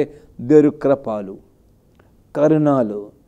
ಯಾವಾಗ ನಿಮ್ಮ ಪಾಪಕ್ಕೆ ದೇವ ಟಿ ವಿ ಮೊದಲು ಕೇಳುವ ಸಂದೇಶವನ್ನು ನಿಮ್ಮಲ್ಲಿ ಮಾತನಾಡುವುದಾದರೆ, ನಿಮ್ಮ ಸಭೆಯಲ್ಲಿ ಸಭಾ ಪಾಲಕರು ನಿಮ್ಮ ಮಾತನಾಡುವಾಗ, ಪ್ರವಾದನೆಗಳು ಬರುವಾಗ, ಕನಸಿನಲ್ಲಿ ದೇವರು ಯೋಬನಿಗೆ ಮಾತನಾಡುವಾಗ ನೀವು ಪಾಪಕ್ಕೆ ಪಶ್ಚಾತ್ತಾಪ ಪಡುತ್ತೀರೋ, ದೇವ ಉಪವಾಸ ಮಾಡಿ ದೇವ ನಾನು ಈ ಪಾಪವನ್ನು ಒಪ್ಪಿಕೊಳ್ಳುವುದೇನೆ, ಬಿಟ್ಟು ಬಿಡುತ್ತೇನೆ ನಾನು ನಿನ್ನ ದೇವರು ಕೂಡಲೇ ನಿಮ್ಮ ವಿಧೇಯತೆ ಪಶ್ಚಾತ್ತಾಪ ನೋಡಿಕೊಂಡು ದೇವರ ಹೃದಯವು ಮನ ಮರುಗುತ್ತದೆ. ನಿಮ್ಮಲ್ಲಿ ಬಂದ ಕೇಡನ್ನು ದೇವರು ಬಿಟ್ಟು ಬಿಡುತ್ತಾನೆ. ಸೈತಾನ ಹೇಳ್ತಾನೆ, ಸೈತಾನನೇ ನನ್ನ ಮಗನ ಮೇಲೆ ಕೈ ಹಾಕಬೇಡ ಎಂಬುದಾಗಿ ದೇವರು ಸೈತಾನಿಗೆ ಚೂಪು ಹೇಳ್ತಾನೆ. ದೇವರ ಅನುಮತಿ ಇಲ್ಲದೆ ಸೈತಾನನು ದೇವರ ಮಕ್ಕಳನ್ನು ಮುಟ್ಲಿಕ್ಕೆ ಆಗುವುದಿಲ್ಲ ಪ್ರೇರೆ. ಅದಕ್ಕೋಸ್ಕರ ಪ್ರೇರೆ ಇವತ್ತು ದೇವರನ್ನ ತಪ್ಪಿಸಬೇಡ್ರಿ. ದೇವರು ಪ್ರೀತಿ ಸ್ವರೂಪನು ಕರುಣಾಲು. ಅದು ಅನ್ಯಾಯ ಮಾಡಿದ ಆದರೆ ಯಾರು ಅವಿಧರಾಗ್ತಾರೋ ಅವರ ಮೇಲೆ ನ್ಯಾಯತ್ರು ಬರ್ತದೆ. ಅವಿಧರಾಗುವ ಮೇಲೆ ಆತ ಸೈತಾನಿಗೆ ಅಪ್ಪಣೆ ಕೊಡ್ತಾನೆ.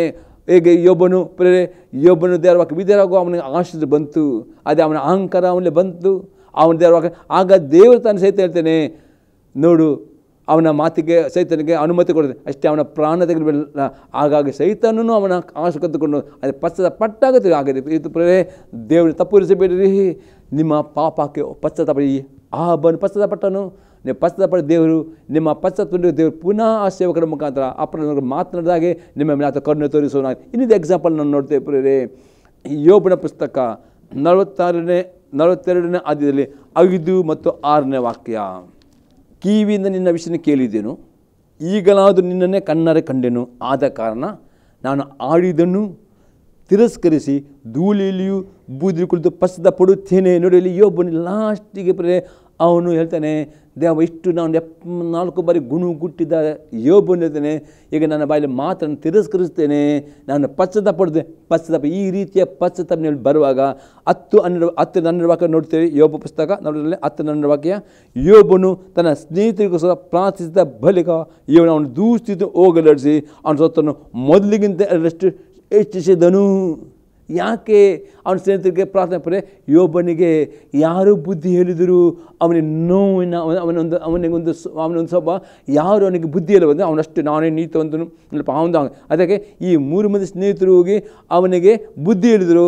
ಅದಕ್ಕೆ ಅವರ ಬುದ್ಧಿ ಅವನ ಸ್ವೀಕಾರ ಅವರ ಮೇಲೆ ನೋವಿತ್ತು ಯೋಬನಿಗೆ. ಅದಕ್ಕೆ ಯೋಬನು ಪ್ರೇರೆ ಅವರನ್ನು ಶ್ರಮಿಸಿದನು. ಅವರಿಗೆ ಪ್ರಾರ್ಥನೆ ಇಮಿಡಿಯೇಟ್ ಪ್ರೇರೆ ಅವನ ಸೊತ್ತು ಅವನ ದೂರ. ಇವತ್ತು ನಿಮ್ಮ ಹೃದಯ ಯಾರ ಬಗ್ಗೆ ನೋವು ಇರುತ್ತಾರೆ, ಯಾರ ಬಗ್ಗೆ ಕೈ ಭಾವನೆ ಇದ್ದಾರೆ, ನಿಮಗೆ ಯಾರು ಬುದ್ಧಿ ಹೇಳುವಾಗ ನಿಮಗೆ ನೋವಾಗಬಹುದು. ಅದು ಅವರ ಬಗ್ಗೆ ಯಾವ ಕೈ ನೆನಪು ಕೈ ಭಾವನೆ ದುಃಖ ಅವರಿಗೆ ಮನಪೂರ್ವಕ ಸಮಯ ಕೊಡಲೇಬೇಕು. ಅವರಿಗೋಸ್ಕರ ಪ್ರಾರ್ಥನೆ ಮಾಡಬೇಕು. ಆಗ ದೇವರ ಇಮಿಡಿಯೇಟ್ ಯೋಬನ ದೂತ ಹೋಗಲಾಡಿಸಿ ಅವನ ಸೊತ್ತನ್ನು ಮೊದಲಿಗಿಂತ ಹೆಚ್ಚಿಸಿದನು. ಆಗ ಅವನ ಎಲ್ಲ ಅಣ್ಣ ತಮ್ಮಂದಿರು ಎಲ್ಲ ಅಕ್ಕ ತಂಗಿಯರು ಮೊದಲು ಅವನ ಮನೆಯಲ್ಲಿ ಅವನಿಗೆ ಭೋಜನ ಮಾಡುತ್ತಿದ್ದ ಎಲ್ಲ ಪರಿಚಿತರು ಅವನ ಬಳಿಗೆ ಬಂದು ಅವನ ಮೇಲೆ ಬರಹ ಮಾಡಿದ ಆಪತ್ತಿನ ವಿಷಯವಾಗಿ ತಮ್ಮ ತಮ್ಮ ಅನುತಾಪವನ್ನು ತೋರ್ಪಡಿಸಿ ಅವನನ್ನು ಸಂತೈಸಿದರು. ಇದಲ್ಲದೆ ಪ್ರತಿಯೊಬ್ಬರು ಒಂದೊಂದು ವರಹವನ್ನು ಒಂದೊಂದು ಚಿನ್ನ ಉಂಗುರವನ್ನು ಅವನಿಗೆ ಕೊಟ್ಟರು. ಯೋಬನ ಮೊದಲ ಸ್ಥಿತಿಗಿಂತಲೂ ಅವನ ಕಡೆ ಸ್ಥಿತಿಯನ್ನು ಈಗ ಹೆಚ್ಚಾಗಿ ಆಶೀರ್ವದಿಸಿದನು. ಅವನಿಗೆ 14,000 ಕುರಿಗಳು, 6 ಒಂಟೆಗಳು, 1,000 ಜೋಡಿ ಎತ್ತುಗಳು, 1,000 ಹೆಣ್ಣು ಕತ್ತುಗಳು ಉಂಟು. ಎಲ್ಲ ಆಶೀರ್ವಾದ ತಿರುಗಿ ದೇವರನ್ನು ಕೊಟ್ಟರು. ಯಾವಾಗ ಪ್ರೇ ಪಶ್ಚಾತ್ತಾಪ ಆಗದೆ ಪ್ರೇ ಅಪ್ಪ ಹೇಳ್ತಾನೆ, ದೇವರಲ್ಲಿ ಅನ್ಯಾಯ ಎಂದಿಗೂ ಇಲ್ಲ. ಅದು ಯಾವನ ಮೇಲೆ ನಾನು ಕೊಂಡ್ರೆ ಯಾರು ಯೋಬನ ಹಾಗೆ ಆಹಾಬನ ಹಾಗೆ ಪಾಪಕ್ಕೆ ಪಶ್ಚಾತ್ತಾಪ ಪಡುತ್ತಾರೋ ಅವರ ಮೇಲೆ ದೇವರು ಕರುಣೆ ತೋರಿಸಿ ಅವರಿಗೆ ಅವಮಾನಕ್ಕೆ ಬದಲಾಗಿ 2 ಪಟ್ಟು ಮಾನ 2 ಆಶೀರ್ವಾದ ಕೊಡುತ್ತಾನೆ. ದೇವರ ನಮ್ಮ ಸ್ತೋತ್ರವಾಗಲಿ. ಈ ಸಂದೇಶ ನಿಮ್ಮ ಜೀವನ ಉತ್ತೇಜನವಾಗಿದೆ. ನಿಮ್ಮ ತಿಳಿಸಿ ನಾವು ನಿಮಗೆ ಪ್ರಾರ್ಥನೆ ಮಾಡುವರಾಗಿದೆ. ಪ್ರಾರ್ಥನೆ ಮಾಡೋಣ. ತನ್ನ ದೇವರೇ ಯೇಸು ಕ್ರಿಸ್ತನ ನಾಮದಿಂದ ಸ್ತೋತ್ರವನ್ನು ಕೊಂಡಾಡ್ತೇನೆ. ನಾವು ಈ ಸಂತದ ಮುಖದ ಮಾತು ಎಲ್ಲ ನಿನ್ನ ವೀಕ್ಷಕರಿಗೆ ಪಶ್ಚಾತ್ತಾಪದ ಹೃದಯ ಕೊಡಿದವ, ಆ ವಿಧೇಯತೆ ಹೃದಯ ಕೊಡು. ಮತ್ತು ಯಾರಿನ ಸನ್ನಿಧಾನದಲ್ಲಿ ಈ ವಾಕ್ಯ ಕೇಳಿ ಪಶ್ಚಾತ್ತಾಪಡುತ್ತಾರೋ ಅವರ ಮೇಲಿನ ಕರುಣೆ, ಆಶೀರ್ವಾದ, 2 ಪಟ್ಟು ಆಶೀರ್ವಾದ, 2 ಪಟ್ಟು ಸಮೃದ್ಧಿ ಕೊಡಬೇಕು ನಾನು ಬೇಡಿಕೊಳ್ತೇನೆ ಯೇಸು ಕ್ರಿಸ್ತ ನಾಮದಲ್ಲಿ. ಆಮೇನ್. ನಾನು ಬೇಡಿಕೊಳ್ಳುವ ತಂದೆಯವರ ಪ್ರೀತಿಯು, ಯೇಸು ಕ್ರಿಸ್ತ ಕೃಪೆಯು, ಪವಿತ್ರ ಅನ್ಯೋನ್ಯತೆಯು ಈ ಸಂದರ್ಭಗಳ ಪ್ರತಿಯೊಬ್ಬರ ಸಂಗತಿಯಲ್ಲಿ. ಆಮೇನ್. Praise the Lord. ದೇವರು ನಮಗೆ ಆಶೀರ್ವಾದ ಮಾಡಲಿ. ಆಮೇನ್.